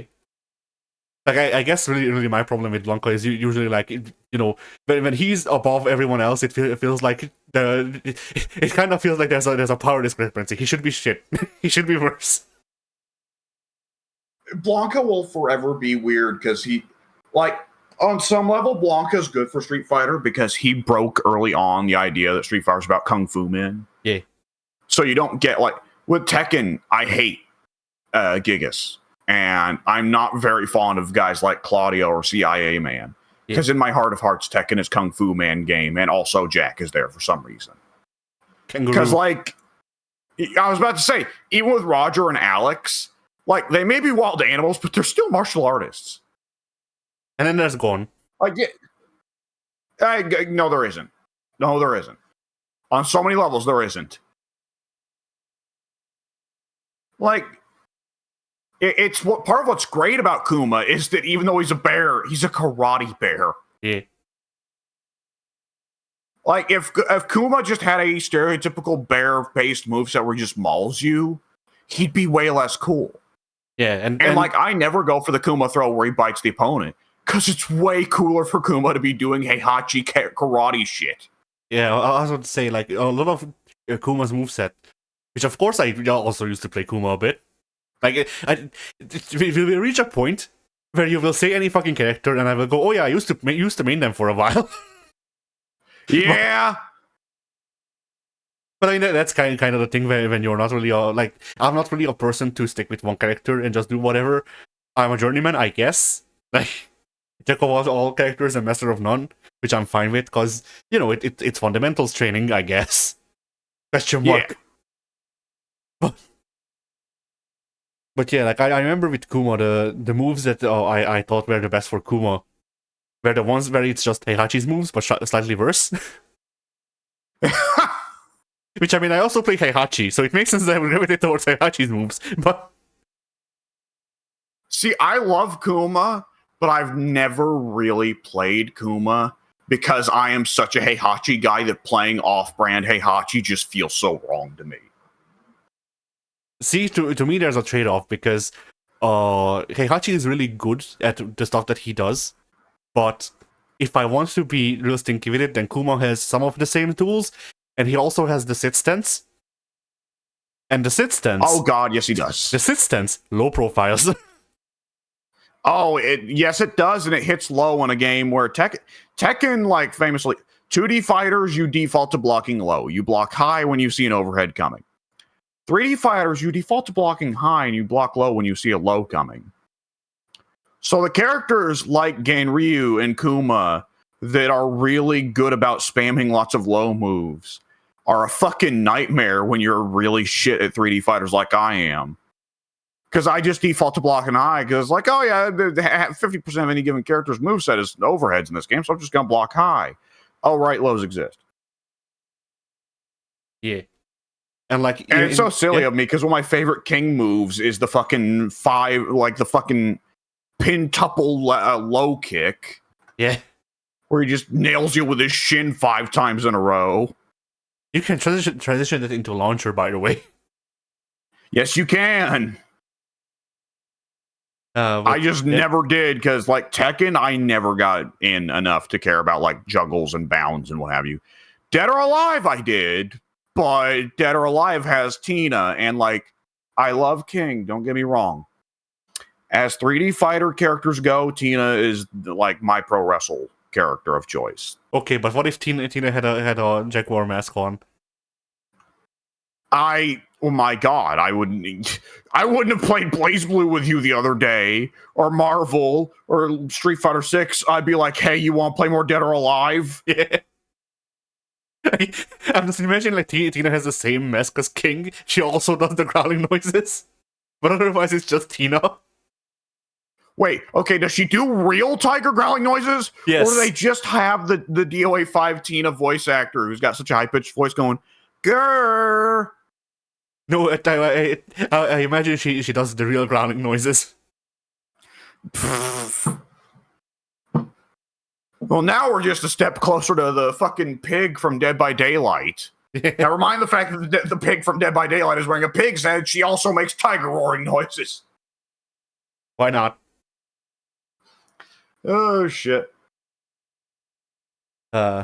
But yeah, with Kuma, the low thing is like the big thing with Set Sense 2 is that if memory serves, Kuma has a string out of it where he does like a 5-hit combo out of Set Stance.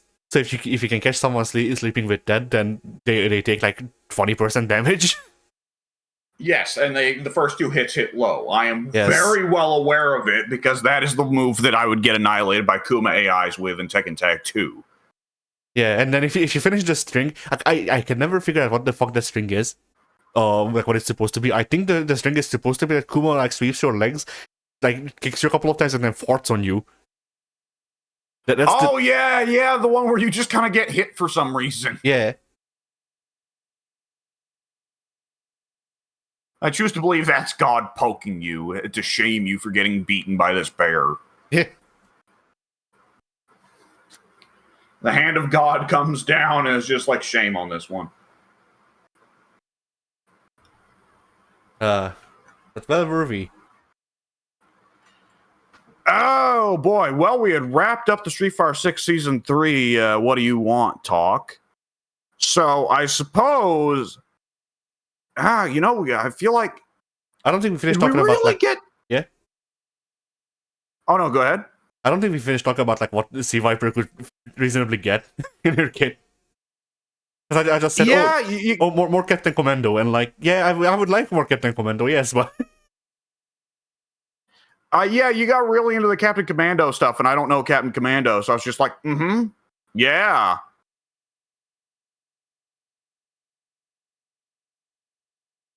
Actually, now that I think about it, the fire kick that Sea Viper has, Captain Commando also has.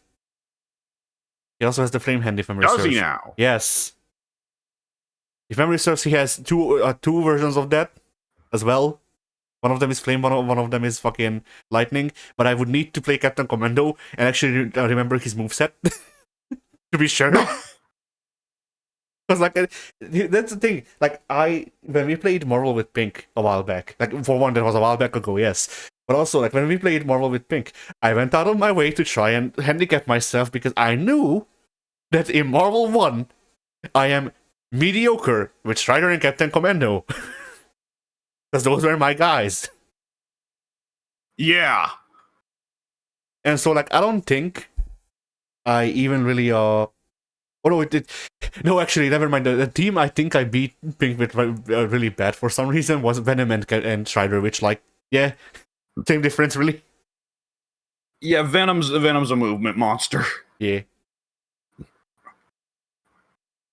But yeah, like I tried to go out of my way not to be an asshole, even though sometimes it ended up being that way. Yeah. So like I can't really say that I really went in and just went, okay, I need to figure out how to do Captain Commando's moveset, because for one, I don't remember if I played Captain Commando, he might have. and for two, even if I did play Captain Commando, I wouldn't have been using Captain Commando at his proper power level, because that shit's way too oppressive and like not fun to play against. I don't know anything about Captain Commando except that Captain Corridor is considered like the best assist move in that game. Oh, that's two, I think.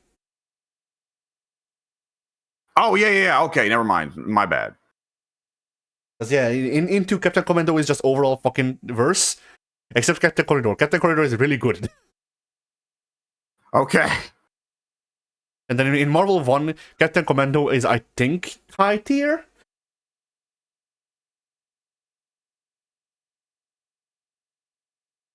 But I can check this out. Check this out, even, real quick. All right. Alright. Oh, that's the unlocks for the secret characters. That's not really what I'm looking for. Oh, cool. Apparently, Strider is the best character in the game. In Marvel, oh right, I do remember hearing that in Marvel 1 he's crazy good. Yes. I mean, Option C shreds everything. Like, just not even block, just whatever. If it's in the game, it's dead. Is that the one with the rotating bombs around him? Yes. That, yep. Mm-hmm. Because that's still good in later games. Yes. I think, did I ever send you the clip of the guy in Marvel Infinite who, as Arthur, was using the shield to parry every single one of Option C's hits, which was then reflecting back and hitting Strider? Or like something like that, or making it where Strider couldn't do anything? I think so. Because that was one of the goofiest interactions I've seen in a fighting game in a minute. Yeah. Okay. So, apparently, the one character that everyone agrees is just fucking super wicked busted is War Machine. Really? Yes. And then after him, like half a step below him, is Strider Hiryu. And then the rest of the cast. Okay. More or less. Like after that, it's Wolverine. Wolverine is up there as well with Strider and War Machine, and then the secret characters, and then Captain Commando is apparently like mediocre. He's in B tier. Generally. Okay.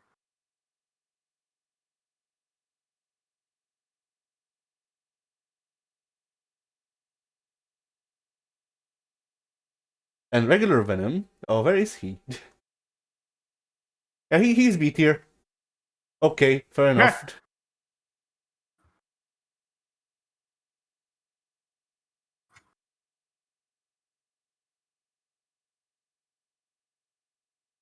Okay, so yeah, I don't know what would you want out of Sea Viper? I've never really dug in on her. I know that I know the basics of her moves, but she's never been my girl. Yeah.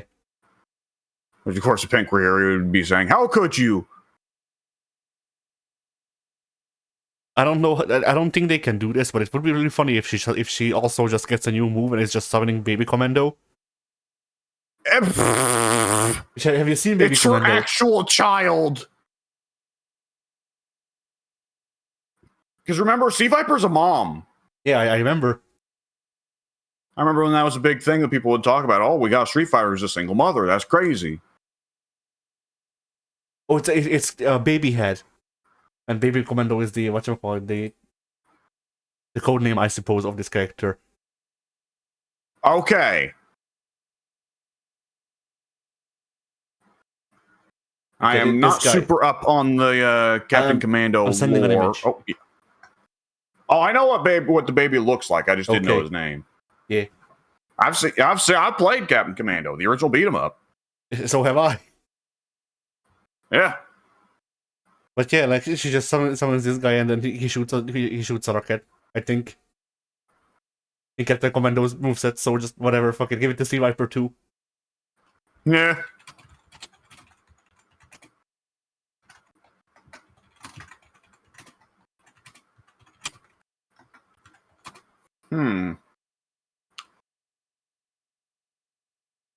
I forget.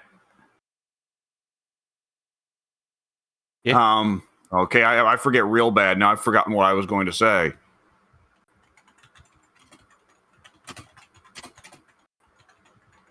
How much? I feel like there was something we missed with, like, talking about some movies. Or not movies. What's wrong with me? God, sorry. I'm also trying to snark G-Man in the movies thread. Good lord. Okay. Was there anything left with Toukon? Because I feel like there was something we missed with Toukon 2 weeks ago.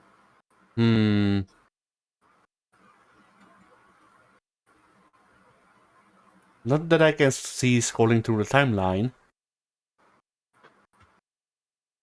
Let me see if you posted anything in the fighting games thread.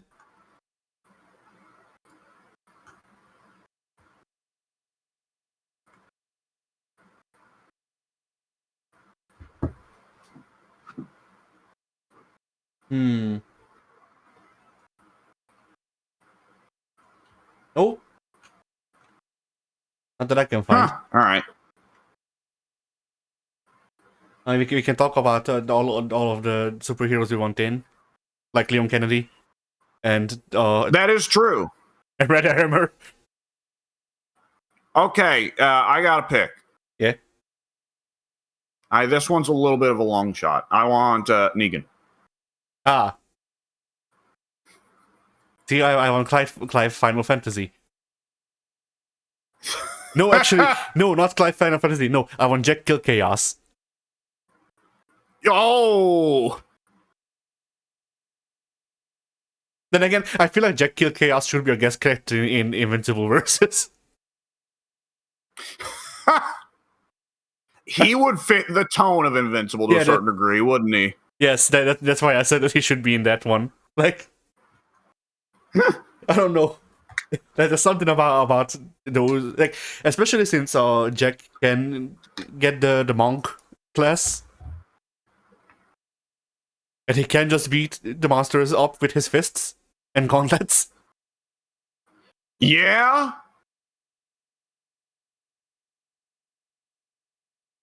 But I think they could do something with that. For Marvel, or Rabid. Oh no. See, like, this is also the problem of, like, there are some concepts that I like from DC that sometimes conflict with Marvel because I'm just like, it's that funny comic book thing. And I have to remember, oh yeah, DC. Yeah, it really doesn't help that I'm also like in like a super DC Comics craze right now of reading loads of DC Comics. I'm not reading any Marvel. So like, why would you? I'm having to stop and go like, okay, get my brain out of DC Comics superhero mode and into Marvel Comics Marvel Comics superhero mode. Yeah, because I think one of the biggest things that they could announce, like if this like if the IP is lined up like that, would be like the Batmite or equivalent, you know. But Marvel doesn't have an equivalent. As far as I know. Impossible Man, but he's usually forgotten about because he's really kind of obviously like lazily a Batmite Mr. McSee's Pitlick knockoff. I mean, if he's a shitty little troll, then you know, that's fine with me. He is, and he's got like a weird green pinhead. Okay. He'd look like if Green Goblin and Mixie's Pitlick fucked. Oh no. Mysterio, not again. You fool, Norman. You thought you were banging Gwen Stacy. You were actually banging this gremlin I found in a sewer grate. Yeah. Fucking Mysterio. Booyaka.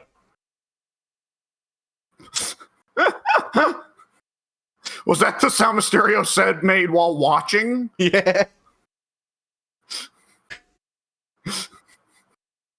I'm thinking of, hey, I'm not into a lot of things, but he just starts feeling up his groin. Yeah, this works for me. I don't know why, but I also just like the idea of we just never see Mysterio and then just eventually the fog fades away and it's just Rey Mysterio under the fucking bubble.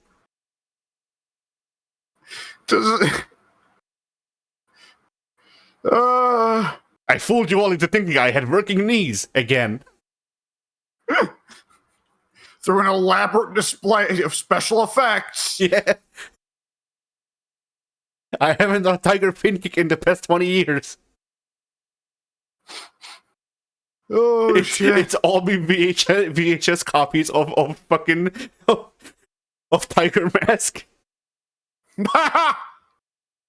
No, it's been VHS copies of Cesaro. Yeah. We had some footage of Omos doing it at the Performance Center.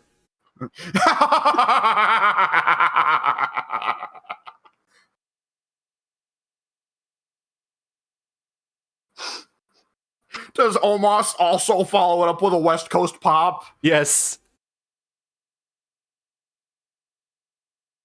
He does the old WCW version where he jumps onto the top rope, or the he springboards off of the top rope. Does a senton like power bomb landing, and then does an entire flip, like 180-degree flip of the guy in 2 frames. Yeah. The fucking Dragon Rana. Yeah. Oh shit. So anyway. Okay. So there's the givens. We know, okay, Hulk's gonna be here, Black Widow's gonna be here, Black Panther's gonna be here, Bucky's gonna be here, yada yada yada. All right, Marvel weirdos. Yeah. Now, obviously, you're like, yo, Rocket, right? Yeah, I have a couple very obvious ones I would think. Now, here's the problem both of us are going to have, is that we're both going to be like, all right, bring on the X-Men. Yeah.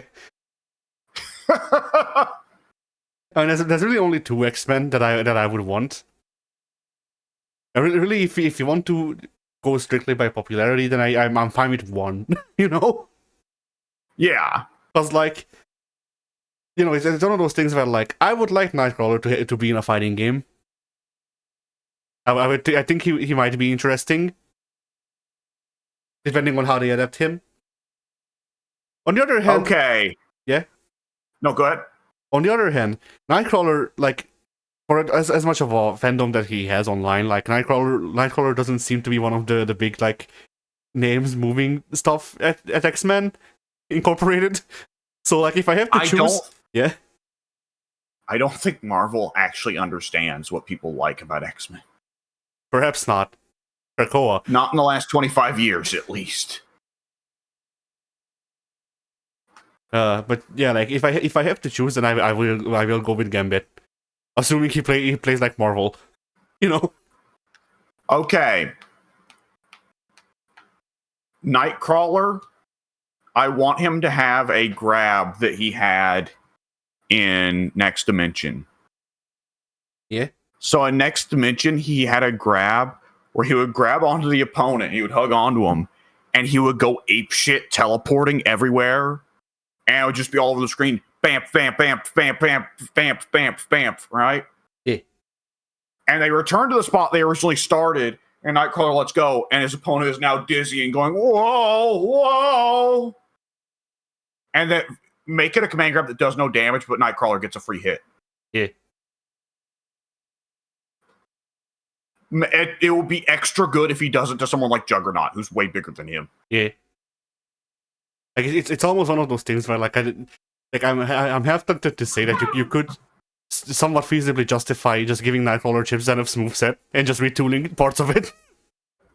Oh, he's got the sword as well. He's got that good old Errol Flynn shit. Yeah.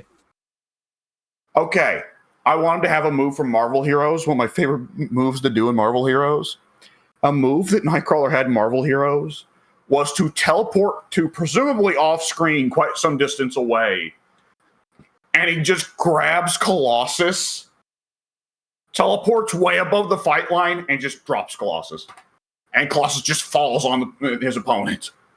Okay, what if they do this, but there's like dramatic, there's DOA thrashing versions when you're at critical health, and so you just you input the level 3, you get this whole cinematic. Nightcrawler teleports away, and then you hear the bamf, but he's nowhere, and then Galactus comes in from behind the fucking clouds. The biggest bamf ever. Yeah.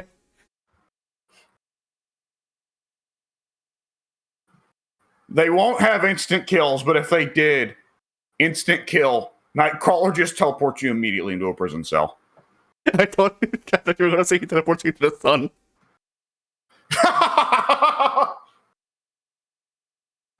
Which logically would also kill him. Yeah. Just yeah. Cut to Nightcrawler screaming, "Ah!"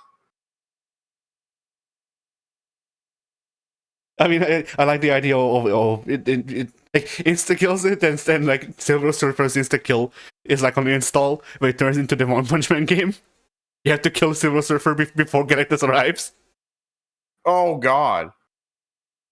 Well, if Silver Surfer felt like he could turn you into a fucking pillar of salt. Why not?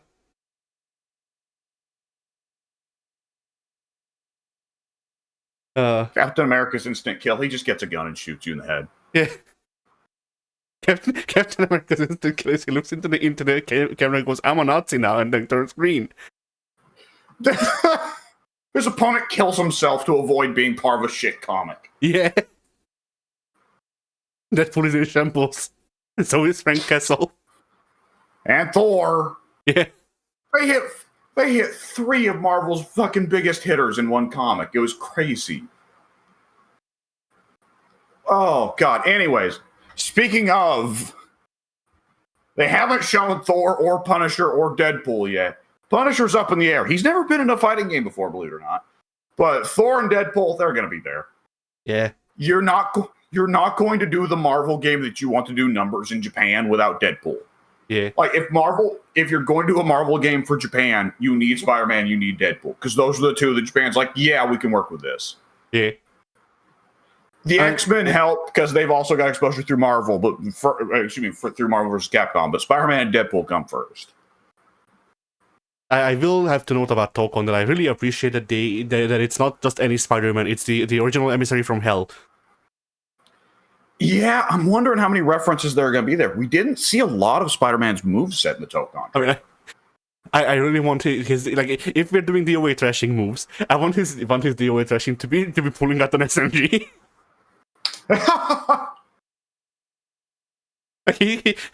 He gets on a mech 10 and starts busting a Kelly or S. He says this is for Uncle Ben in perfect English.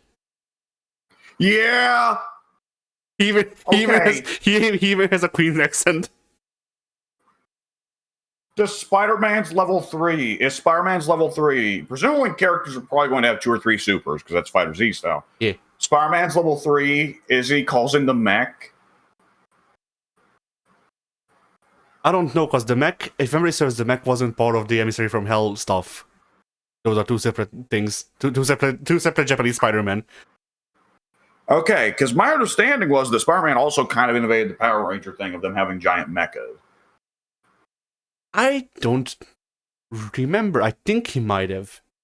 Like, that's the problem. Like, I've seen bits and pieces of the Japanese Spider-Man series, but not enough to know for sure stuff like this. it's gotta be weird in Japan that they had their version of Spider-Man way back in the 60s. And then, like, in the decades following, everything's recorrected to make things like how he is here in America. So they're like, well, it's still Spider-Man, but shit's weird. Yeah. You mean like how in the fucking Batman manga I read once, Bruce just fucking shot a guy in the hand? Now, in fairness, Batman did use guns in the Golden Age. I'm pretty sure this was made in the 90s. Well, the Golden Age was the 40s. Or 30s, rather. I know. Oh. I'm making the point that the manga, from what I remember, was made after the Golden Age. Like, I think it was Silver Age at the earliest. All I remember being told about the Batman manga was that he fights dinosaurs at some point. I think that this happened, yes. Which reminds me of one of my favorite panels that's ever come out of modern DC, where Green Lantern's flying into what is apparently referred to as Dinosaur Island, which I guess is just an island in DC Universe that's still inhabited by dinosaurs. And Batman's there, and he's like, hey, why'd you want me to meet you at Dinosaur Island? And Batman just simply says, I love dinosaurs. And Green Lantern says, what, really? Batman says, yeah, I've had a giant T-Rex in the Batcave for like all the time you've known me. Why would you think I don't like dinosaurs? I was like, yeah, that makes sense, but it's still very funny to think of Batman just being like, man, Spinosaurus is cool. Yeah. I like it when Bruce is allowed to be a person. Oh, yeah. Like, I think it's got like... Yeah. Oh, good. I was gonna say, like, I think out of all of DC superheroes, he's the one who gets it worst with him just being a god. Yeah. Yeah, they get so, like, scared of the idea of, like, oh, he looks weaker than the others, that they just kind of whip it back in their direction. You know? Yeah. With that said, I am also reminded of a similarly casual nerd reveal moment. It was some Marvel team-up book where a bunch of heroes had to team up, and also Doom had to team up with them. And they have to go into space for something. So Spider-Man, being Spider-Man, says, set it to Mach 5, Mr. Spock. And Doom says, Sulu. Spider-Man's like, what? Doom says, Sulu. Sulu set the speed. There's like a beat panel of them not saying anything. And then Spider-Man just turns to the other heroes. Guys, Dr. Doom's a nerd! Yeah, I remember seeing that too. That's so perfect. Naughty Spider-Man just doing all that to fuck with Doom. I love that the one time Doom is shown to have a hobby, he's still a dick about it. Yeah. He can't help himself but to correct Spider-Man and say it's Sulu, asshole. But yeah. What other heroes would we want? Let's see, do I have any like off-kilter characters that I remember? Here's one that I never remember which continuity he's in. I'm pretty sure he's DC. John Constantine is DC, right? Yes, John Constantine is DC.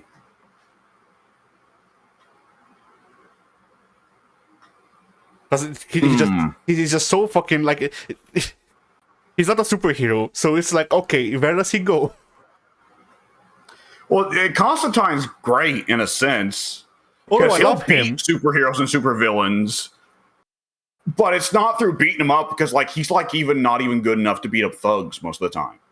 Yeah, I love Constantine. He's just like, you know, he's like Zatanna, but Zatanna has magical powers. Which I guess he does too, but not as pronounced. The craziest thing Constantine ever did magic-wise for violence is that he at one point figured out that like a spell he could put on a cigarette, so if he blew into it, it would shoot out a gout of flame like a flamethrower. Oh. Other than that, all the magic Constantine would do was like, I'm going to hold up a map in one hand, and then I'm going to, with my other hand, dangle a fucking pocket watch over it, and the pocket watch will lean in the direction of what I'm looking for. And it's like, yeah, that's not gonna beat Batman in a fight. They used to give him a comic series for a bit. I forget if it was a part of Batman's series or if it was a separate strip, where it was him and Detective Chimp working together to solve cases. Oh god, they were together in Injustice for a while, and they would have been probably together in Justice League Dark as well. Yeah. That I believe Injustice is where we got the panels that I just posted in the comic thread the other day of them going up to the Oracle or whatever, the future seeing guy. And the sign, the dude's door has a sign on it that says, "Enter freely and unafraid." But the door opens just as Batman and Constantine are coming up, and a hand pokes out from behind the door with a placard held in its hand, and he says, "Batman, hang this up, please." So Batman hangs it up on the nail under the sign, and now the sign says, "Enter freely and unafraid, unless you're John Constantine." And Constantine just throws up his hands and says, "Damn clairvoyance." Nice. Constantine would be like the ultimate of the the battery character is the one on the team that builds the meter, right? I don't know. Well, he'd be the opposite of that. Constantine would be the ultimate of like, he's dog shit, except that his level 3 super is like, "Oh, by the way, I signed your soul to Satan, bye," and you're dead. Not only are you dead, Constantine gets a new team member, which is a demon. Yeah. They really should just do a fucking team of Constantine and Booster Gold.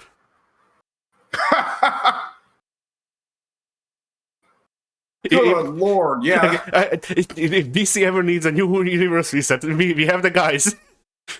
Yeah. All right, we have successfully fucked everything up. What do we do? Well, I've got time travel, you've got the devil. Let's figure something out. Yeah. Looking at the roster that Dice Cat whispered into my ears over the telephone. I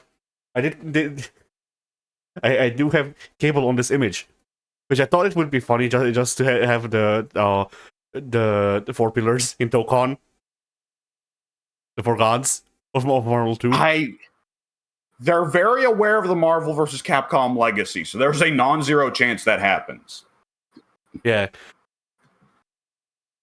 Like, it's fucking kayfabe dropped to shoot. Like, I tried to make that image so that you look at the first half and it's somewhat believable, and then you look at the second half and then it's unbelievable, but then you forget about the part that's unbelievable, and then the only thing that's really tripping you off that I tried to go for was just Viken.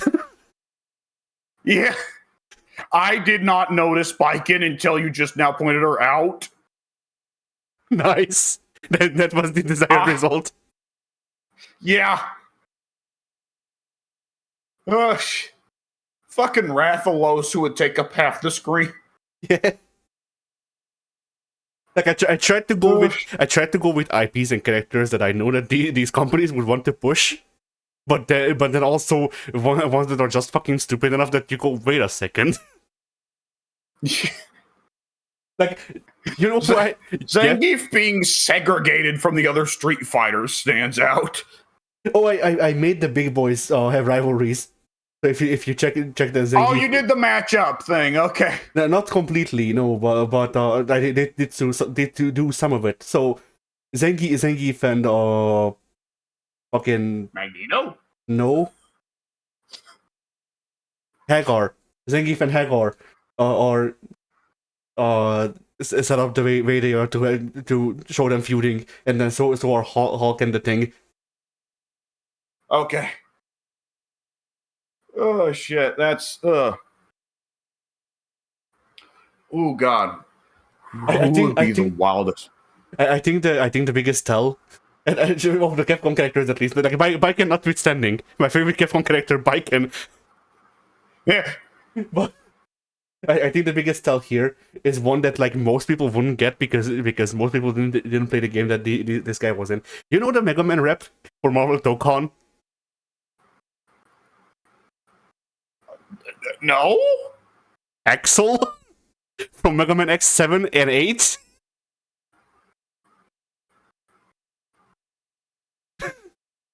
Wait, hang on. Did I miss a step? I thought I heard, do you know the Mega Man rap from Toukon? And I was like, what? No, no? In the image.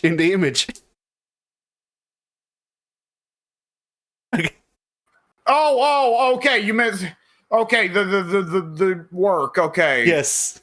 Oh, God. Yeah, I don't know that, dude. Yeah, that's Axel from Mega Man X7 and Mega Man X8. Oh, the Mega Man X's that everyone says are real good. Yeah. Because yeah, like I figured like, you know, people always bitch that Mega Man is not included in anything, so I went, okay, what is a way that I can piss off everyone with the inclusion? Yeah.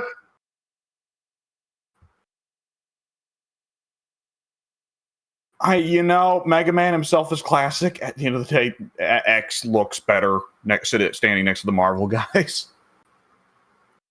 Yeah, I prefer Zero, but then, you know. Oh, God. Well, yeah, Zero has always been more interesting, but Zero is also scary as fuck. Yeah. Every fighting game they put him in. I mean, like, the thing with this Excel guy is that, like, I don't remember how he plays exactly. All I remember is that he has an actual honest-to-God gun. So... God, that was the time period where that was the thing, wasn't it? But yeah, otherwise I think the roster makes sense from some twisted perspective, because, like, you know, it's like, yeah, they would probably, like, Capcom, as we all know, are involved with Marvel Toukon, and they would want to push Resident Evil with Leon Kennedy and the Dimitrescu. Okami is coming out, so here's Amaterasu again. Here's Samanosuke from Onimusha. We can't have a game without Red Hammer. I fucking swear, Oxys will find a way to include Red Hammer in the game. So, my thing about the idea of there being a Marvel 5 and having Firebrand is, someone can correct me if I'm wrong here, but I'm pretty sure the dude that directed the Firebrand debut game is also the dude that directed Marvel 3. Yeah. Ah. So I've always wondered, like, did he really just say, I want Firebrand in here because he's my boy? Maybe. But then how do you explain SNK? That one's actually a really simple explanation. SVC is already a really weird roster because you can tell SNK wanted to go for weirdos over popular picks. True. Like, there's no planet on which SNK goes, we should go for the most popular character from Metal Slug, and goes Mars People. And, like, Mars People are great. I love Mars People. Like, if you're going to go with someone from Metal Slug, get one of the protagonists. Yeah. I mean, they also have Zero, but it's not the Mega Man X Continuity Zero. It's the Mega Man Zero series Continuity Zero. Because those games were coming out around that time. I think so. Looking at this image, I'm just like, Baiken as a choice was because I went, okay, I need to include an Orcs character for a joke. That there's only one Orcs character, Orcs rep. You should have gone with a Melty Bug character. Maybe. But I figured like, okay, the maze. I figured, like, what's the most plausible characters that I can think of? Well, Soul Bad Guy, Dizzy, Baiken, the Valentines, any of them really. And I went, okay, so who's the character that I can see just from one of these thumbnail images? Who's the character who would most fit into Capcom? And, like, Soul was immediately disqualified because Soul is too noticeable. I'll change. Baiken, as you can. Wouldn't even be. Yeah. What? It wouldn't even be the first time that Baiken was a guest character in someone else's game. True. That was another reason. Like, I'm gonna be real here. Is Sam Show 7 or 8 or whichever one it is did not interest me that much until I saw that Baiken was in it, and I was like, "Oh, that's interesting. I might have to look into this someday." From what I heard, Baiken has more combo in Sam Show 7 than she does in Strive. Well, yeah, that's the fucking point of Strive, is to fucking emasculate all the characters. I mean, yeah, but it's really funny. Fucking grandma has more combos in real life than she would in Strive. But I just find it funny because Samsho is the classic honest footsies game. So Baiken having big combo in the honest footsies game is really funny when you then look at her latest entry in her own series, which is supposed to be the big combo series, and there's no combo. Well, here's the thing. A lot of devs, when they get a guest character, are going to be like, we need to be hyper respectful of this character. Whereas when it's your own IP, it's like, fuck it, we can do with them what we want. Yeah. Right? Yeah, because that's the thing about... Yeah.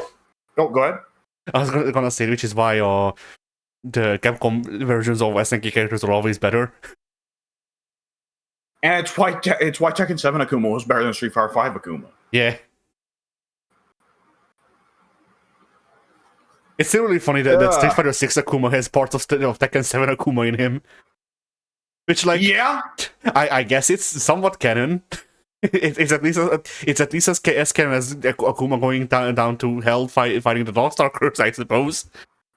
Yeah. Imagine if they fucking released that. There's a new Darkstalkers game and there's also Akuma on the roster for some fucking reason. Again, that would not be anything new for Akuma, Mr. Yeah, I'm totally an X-Man. Yeah. He's not an X-Man. You remember when Charles recruited me? He's not an X-Man, but he's the Children of the Atom. Yeah. Oh, shit.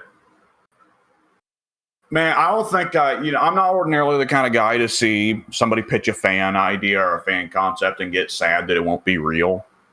But when I saw that Killer Instinct versus Darkstalkers art, that was so instantly like, oh, that will never happen. Yeah. But you can almost feel there is a kinship between those two in an odd way. Of this kind of weird Halloween fighting game with deliberately weird character designs, you know? Yeah. Gameplay-wise, I mean. Yeah. Anyways, with Toukon, what is the character amount that's on this sheet? Because memory serves, when I saw it, I thought it was a pretty reasonable 24, amount. I think. 30 characters. Ah, okay. Okay, is 30 a multiple of 4? No, it isn't, right? This is 5. No, it isn't. Yeah, so there have been people saying, like, it should be a multiple of 4, so bump it up to 32. But putting that aside, that's probably a reasonable guess at launch roster, right? Because you would hope that's so. about the amount of characters. That's about the amount of characters Fighter Z launched with, isn't it? I think so. It was around 20. It's gonna get screwy because, like, 20 to 24, I think. Oh God. Hang on, I'm gonna look up Dragon Ball Fighter Z base roster. Goku, Goten, Gohan, now, Goku, Vegeta, Goku. Now, in fairness, there were only 2 Gokus and Vegetas on the base roster. Okay. 16, 18, 21, Beerus, Ginyu, Cell, Frieza, Gohan Teen, Gohan Adult, Goku, Goku God, Goku Black, Gotenks, Hit, Kid Buu, Krillin. I just forgot Hit was the base roster. Majin Buu, Nappa, Piccolo, Tien, Trunks, Vegeta God, Super Saiyan God, Yamcha. So that's... I'll count real quick.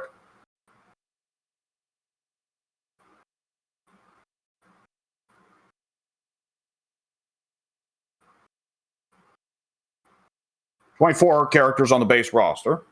Yeah. And I think people are probably saying, like, 30 for Toukon because Toukon's a 4-character fighter and a 4v4 fighter rather than 3v3. Because in a 4v4 fighter, you're going to be seeing the whole roster a lot sooner. You're going to be seeing those 24 characters a lot sooner than you would 3v3. At the same time, it does seem like nowadays fighting games just don't launch with anything more than, let's say, between 16 to 24 characters. Yeah.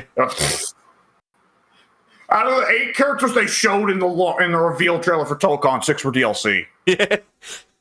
You get Cap and Tony, everyone else you have to pay extra for. Yeah, the other ones are one of those like timed mechanics where you unlock one of them for a week, and every week it changes who What you you're have. what you're talking about is KI 2013. Yes, but I'm also trying to make a joke about Project L. Yeah. Yeah, Project L has kind of got its teeth kicked in by the last week or two. Yeah. I mean, What do you mean that it's going to be launching with 10 characters? I'm sure it will have its fans. I'm sure it will have its audience.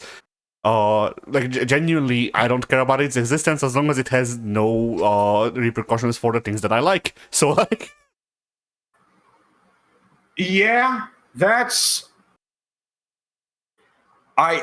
It's I think for like, well, just the other day I saw like the Total War modding server guys talking about it because of the other Riot thing that got canceled the other day, and they mentioned like, oh yeah, Riot's also doing this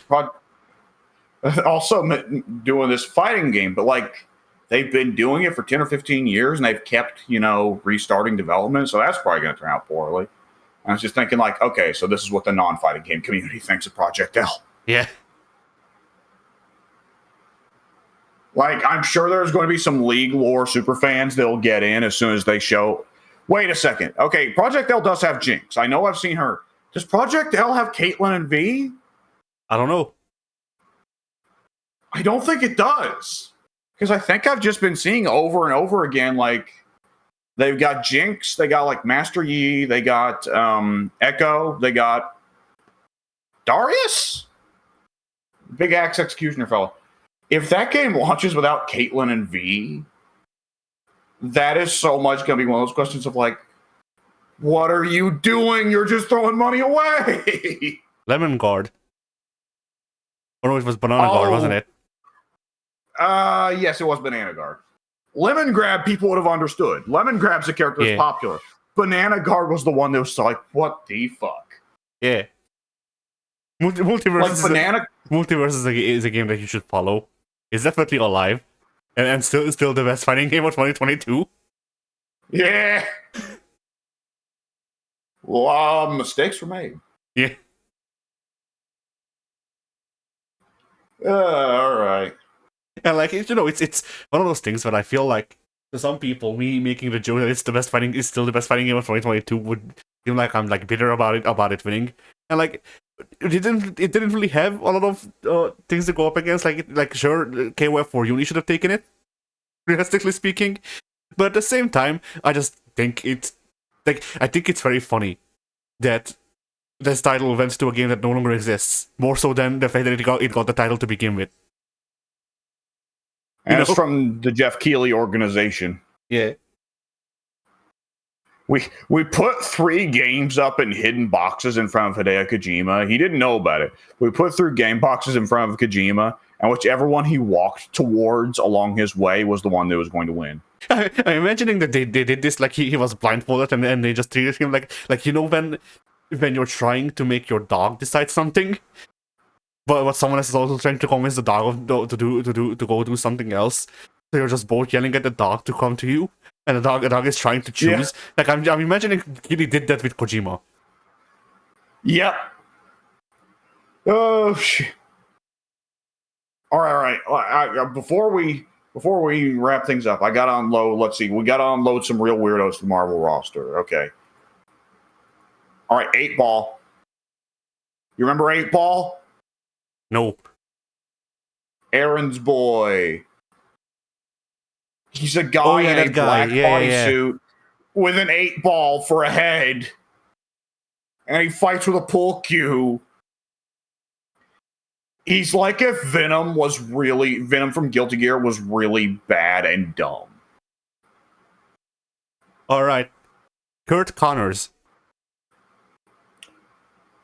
But okay, as the Lizard or just Kurt Connors? That's what I was going to expand on.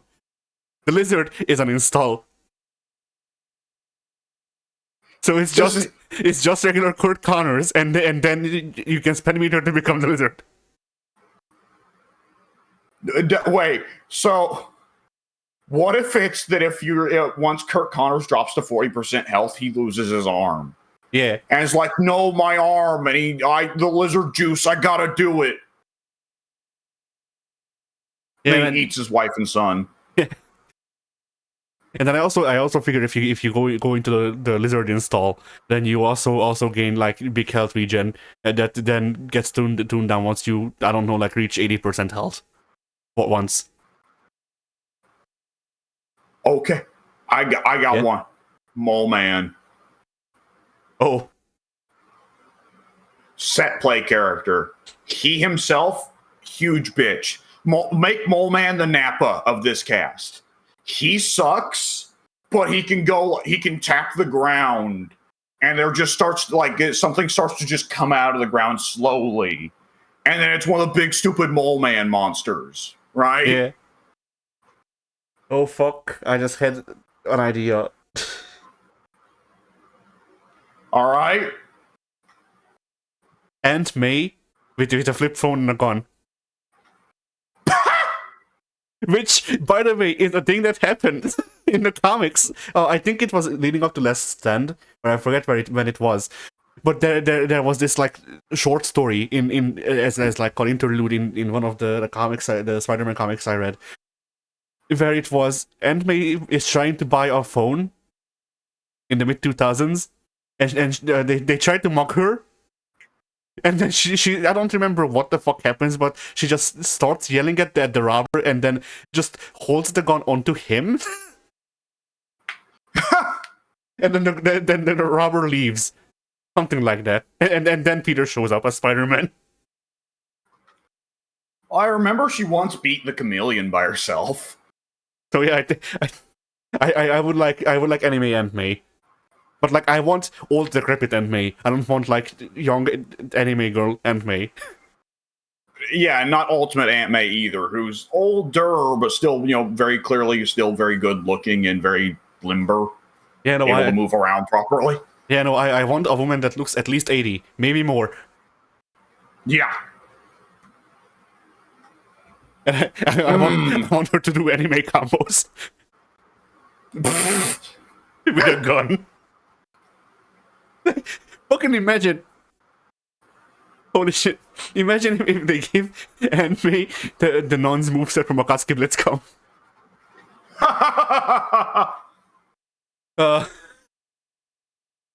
Anyway. Okay, let's get real weird with it. Okay, I want to say, just tell the game designers to go nuts. Multiple Man. Oh shit. And all of the individual multiples suck ass.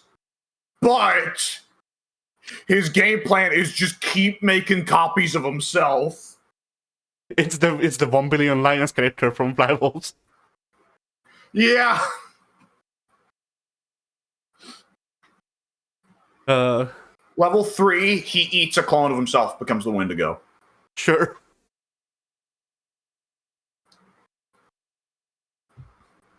Literally any of the smaller, like notoriety symbiote kids.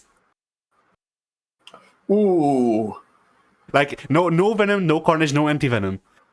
Just take, like, fucking Rebel or whatever it was called. Like, one of those guys. Okay, are we going with, like, Toxin, who we were actually expected to believe was the strongest and the coolest? Or are we going with the big four goofballs, Scream, Riot, Phage? Yeah. From, like, what was it? Separation Anxiety, the Separation Anxiety symbiotes. Yeah, those guys. Like, do you play all four or just one of them? No, it's just one. It's just randomly one. Like, I would just imagine if they do the whole big teaser and it's just fucking like, here's Riot. So, stupid question. Did you watch the first Venom movie? No. So the main villain in that movie, who is a rich dude that is studying the symbiote and wants to make one of his own, he puts on like the Riot symbiote, and there you go. That's your villain. That's the villain that Venom needs to beat. Is just one of the crappy Life Foundation symbiotes that in the comics that Venom needed to beat 4 of them. In the movie, yeah, you get one.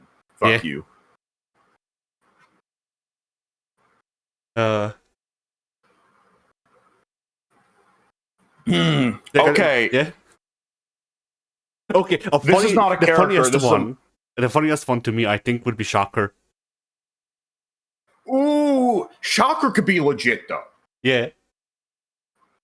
Shocker, they'd have to give.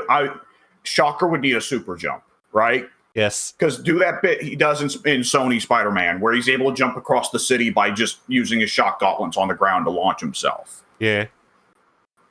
Like I feel like if you do a matchup that features both of them, then you should get the I'll follow you to the ends of the earth. Like that's their team up dialogue.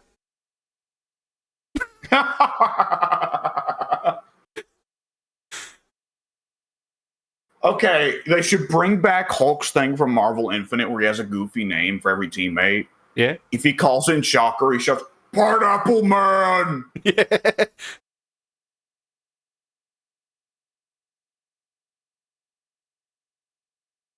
Just looking at your list now, I just had a good idea for a move. Gambit should have his Marvel moveset, but you should have one more move. Put a random prop in the sideline, just like a car or something. Gambit touches it, starts to turn pink, and it's like, "Congrats, this is now on the fight line." And the opponent's like, "Oh fuck, oh fuck, oh fuck." Yeah.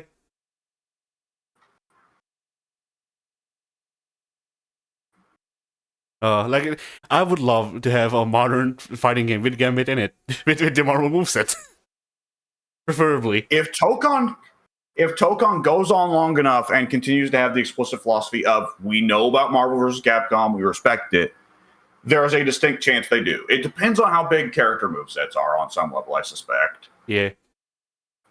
Because if the character movesets are rather small, because it's a 4-character game, then we're probably going to get quite a few characters. Yeah. CrossTag. Oh. Marvel to CrossTag. That is the question, isn't it? We're waiting for somebody to finally be like, "Hey, I played Toukon." Yeah, that's the thing. Like I think I read it about the Invincible game that people were like, hey, I played it. It feels fine. Like, okay, elaborate. Like it feels fine. Like a game feel is a very important part, or an important part of critique or relaying information of any sort like this is to be able to look at the game feel and go, why does this make me feel like this? So that I can relay this information to someone else, and they will perhaps understand what the fuck is going on. Yeah, I'd like to know what game it feels like. Yeah, like just going game feel good is not really descriptive enough to warrant, like, understanding from the reader. Like, just with versus games, it's like, okay, does it feel like Marvel or does it feel like Power Rangers? Yeah. Or does it feel, does it feel like Skullgirls? Or Fighter Z? Yeah. Because all 4 of those games feel... Yeah, all 5 of those games feel wildly different. And, like, if they say, "Oh, it feels like Marvel," or "it feels like Skullgirls," and, like, you and I both are like, "Yeah, I can do this." Yeah. If they're like, "It feels like Fighter Z," and it's like, I'll still be in, but you're kind of going to get wary. Power Rangers or Blaze Blue, it's like, ooh, yay. Yeah. I have to hope that they know Blaze Blue wasn't good and that it didn't turn out. Yeah. Because, like, oof. Well, on one hand, you would hope. On the other, I think it would be funny if they blame it solely on Ruby. I don't know why they would do it. I think it would just be funny. Oh, shit. Playable CrossTag battle didn't sell, not because we made it so every character is made up of 3 moves, but because we included Ruby. The curse. It continued. Yeah. Okay. Toukon needs Paste Pot Pete. Sure.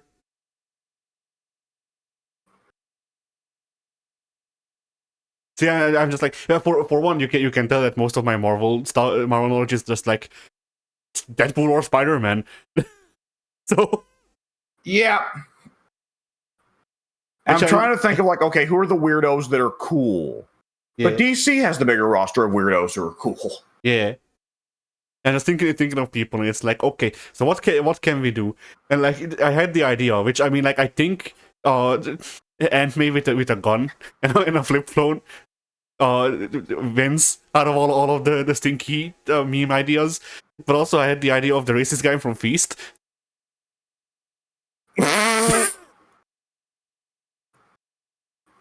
If they revealed Mr. Negative, then God would just come buckets. Yes. Like the city of London, we would see on the news, the city of London flooded by a tide of cum. It has been renamed to the city of Camden. We have reverted it closer to the original way of writing. Because originally it was written as London. So, close enough. Toukon should have Mysterio. His level 3 is just that he makes you think you're having sex with Gwen Stacy. Yeah. I thought you were gonna say his level 3 is a 619. It's when you're in bed with Gwen that he fucking does the 619 on the bedpost. Yeah. What? He does the West Coast pop off of the fucking dresser. Yeah. Spider-Man is the only character who kicks out because he's a trained wrestler. Mysterio pins you afterwards. The referee is also just Mysterio. Yes. But in a referee outfit, but he's still got the fishbowl head. There's a curly mustache that was fucking like markered on his on his helmet.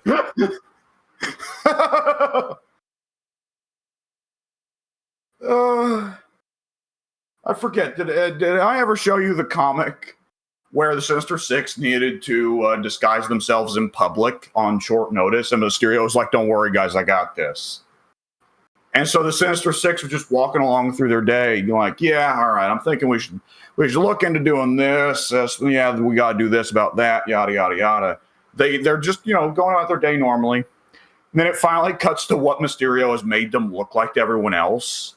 And Mysterio has turned all of the rest of them into anime schoolgirls and himself into like an anime harem protagonist. I love Mysterio. He sucks. Oh yeah. And that I think that's part of the problem is that like out of all of the superheroes on the Marvel side, Spider-Man has the strongest like rogues gallery of here's this fucking loser. Here's why he's actually okay. Yeah, Marvel Spider-Man's the weird one because he's got like such a monstrous rogues gallery. And other than that, a lot of Marvel heroes, it's like I have one good villain. Yeah, and it's probably the Kingpin. Like X-Men, I think are the only other Marvel hero license. I'm like, yeah, mostly a pretty strong rogues gallery there. Magneto's awesome, but like also shout outs to the Sentinels and to. Shout outs to the Sentinels. Shout out to Mojo, by the way. Shout outs to Mystique. That'd be a fun one. Mystique, yeah. Sabretooth. Ooh, Sabretooth would be good if we could get him again. And don't give him any shit like Birdie, summoning Birdie. Why would Juggernaut be a summoning character? It should be not Juggernaut. Sabretooth should be the rushdowniest of rushdown characters. Like, Sabretooth, the opponent should be walking away with, like, horrible BM of, like, Sabretooth's the most unfair character. Yeah. He can cross me up and he can mix me up. This is bullshit. And he has a command grab. So you're saying he should play like Rio White Fang? Yeah. Oh, God. Yes, he should. Oh, he 100% should. I can see Sabretooth slipping behind the opponent and now hitting him on the other side because he's a fucker. Sabretooth should absolutely be a character specifically designed, like JP, specifically designed to piss players off. Because he's an asshole. Yeah.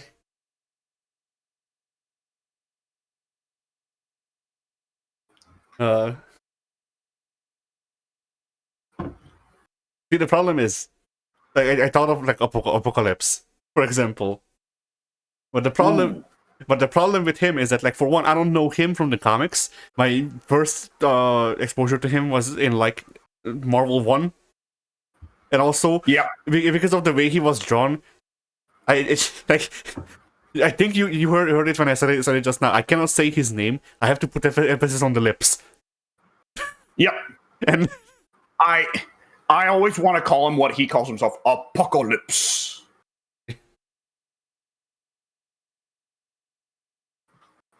He's also got an off-brand costume that makes him all derpy, and it's Apocalypse. nice. Anyways, that was a joke, by the way. Okay. Toukon should have one slot.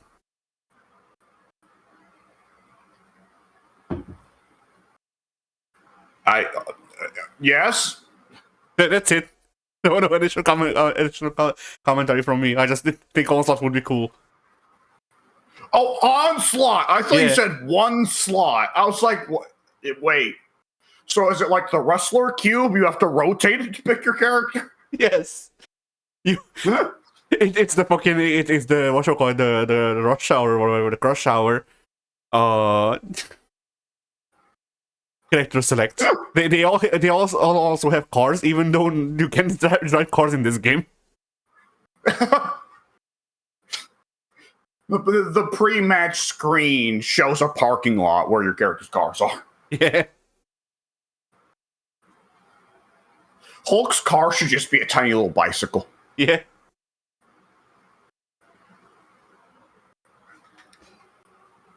All right.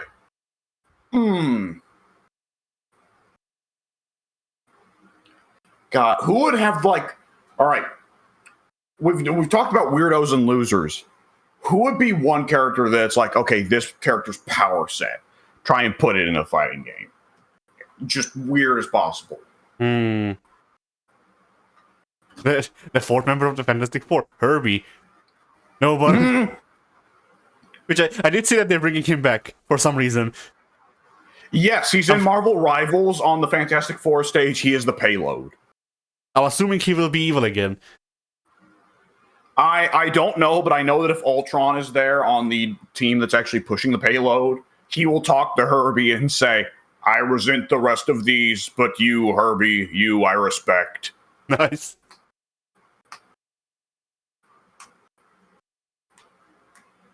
I don't know, because Franklin Richards. Yeah. He has to build up a tantrum gauge. And until then, he just flails his arms and is like really shit. But if the tantrum gauge completes, whatever opponent is active on the opponent team, just gone. Yeah. Vaporized. Not even violently, they just cease to exist. Okay, I assume it's like a Geese Parry, but it's a constant active frame Geese Parry. Like if they hit you at any point from then on, the character that hits you just becomes dust. Like it's the fucking whatchamacallit, the visual effect of Infinity War. Okay. Yeah. Well, Franklin's not entirely useless until the tantrum gauge fills up, but most of his moves until the tantrum gauge fills up are just where he uses his reality warping powers to make his opponent do something childishly silly or humiliating. Yeah. Like, if we follow along like the Fighter Z philosophy of some characters are specifically designed not to be very good on point but have monstrous assists, we can go weird with it. Yeah.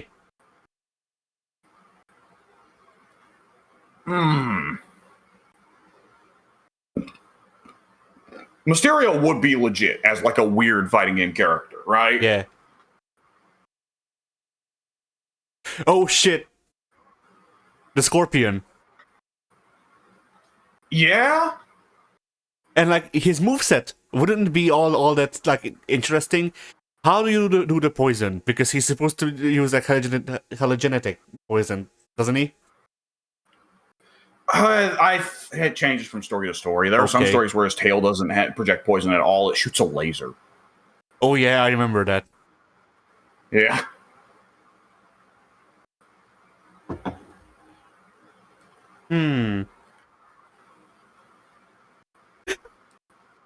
Doc Ock. He gets a special move against Peter that is the GNU body swap. Oh God, you're right. That's the body swap character. Oh no. Wait, has Doc Ock eliminated more people? He doesn't have to. True, I guess. Here's the thing, Addy, you need to sit on that for the next time Pink's around when we discuss Toukon. Because ask Pink for who he wants in Toukon. I believe last time I mentioned it to Pink, Pink was like, I'd love to get Doc Ock because it seems crazy to me that Doc Ock hasn't been in a fighting game yet.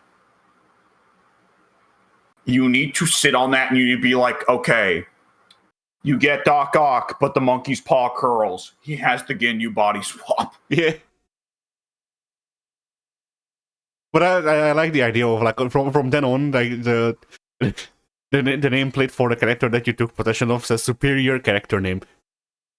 Mm-hmm.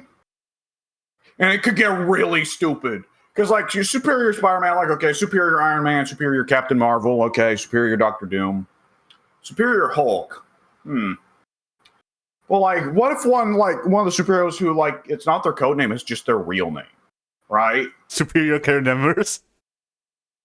Superior Nick Fury. Yeah. It's Sam Jackson. Yeah. What is it? Wait, does that imply that Doc Ock looks at the white Nick Fury and upon body swapping, he becomes black? Sure. Does Doc Ock have the soul of a black man trapped in a white man's body? Dustin was vicious. He could do this magic. Or wished. Okay.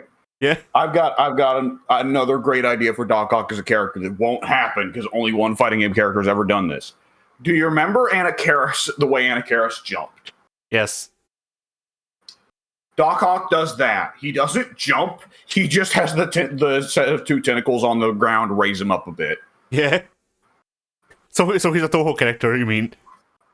That would be fucking interesting. I don't know how they could make it work, but in the Toho fighting games, which exist for some reason, like, genuinely no joke, Toho has two main series. One of them is a shoot 'em up one. The other one is fighting games. So that in the Toho fighting games, how they set up is that, well, it's adapting fights and stuff from the shoot 'em ups. So you're flying, which means there's no ground. So how the game is set up is if you press up, you fly up. If you press down, you fly down. Oh! Yeah. Like, it's not completely freeform. It's not completely freeform from what I remember. It's more like you can jump down.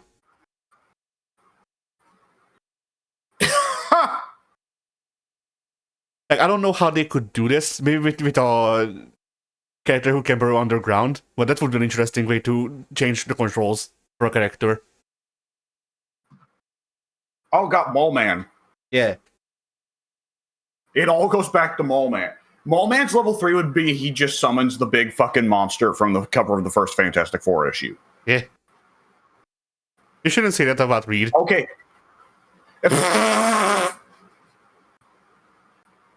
Look, I ain't the one that's got to fuck him. Sue's into it, so she's fine. But level 3, he summons that guy, and it's an install. Mole Man's riding on the head, and you control that thing for a while. Yeah.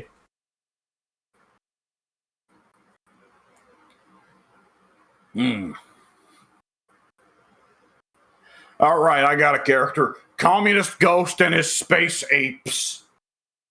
Sure. I refuse to elaborate. What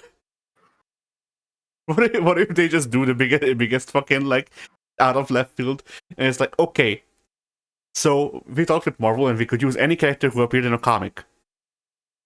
So I'll also introduce you to the newest Marvel Toukon character, Hitler.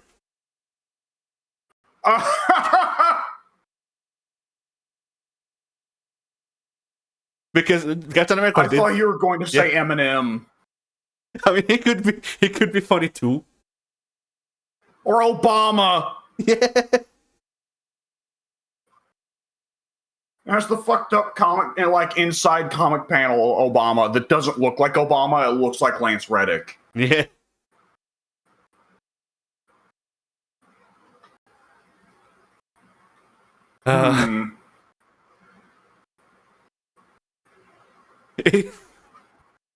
It's like one of those like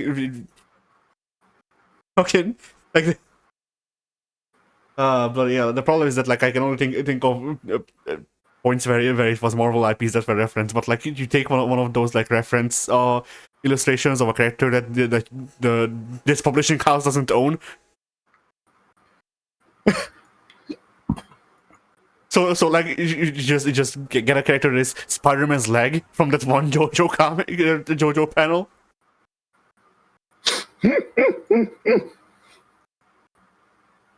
Oh shit!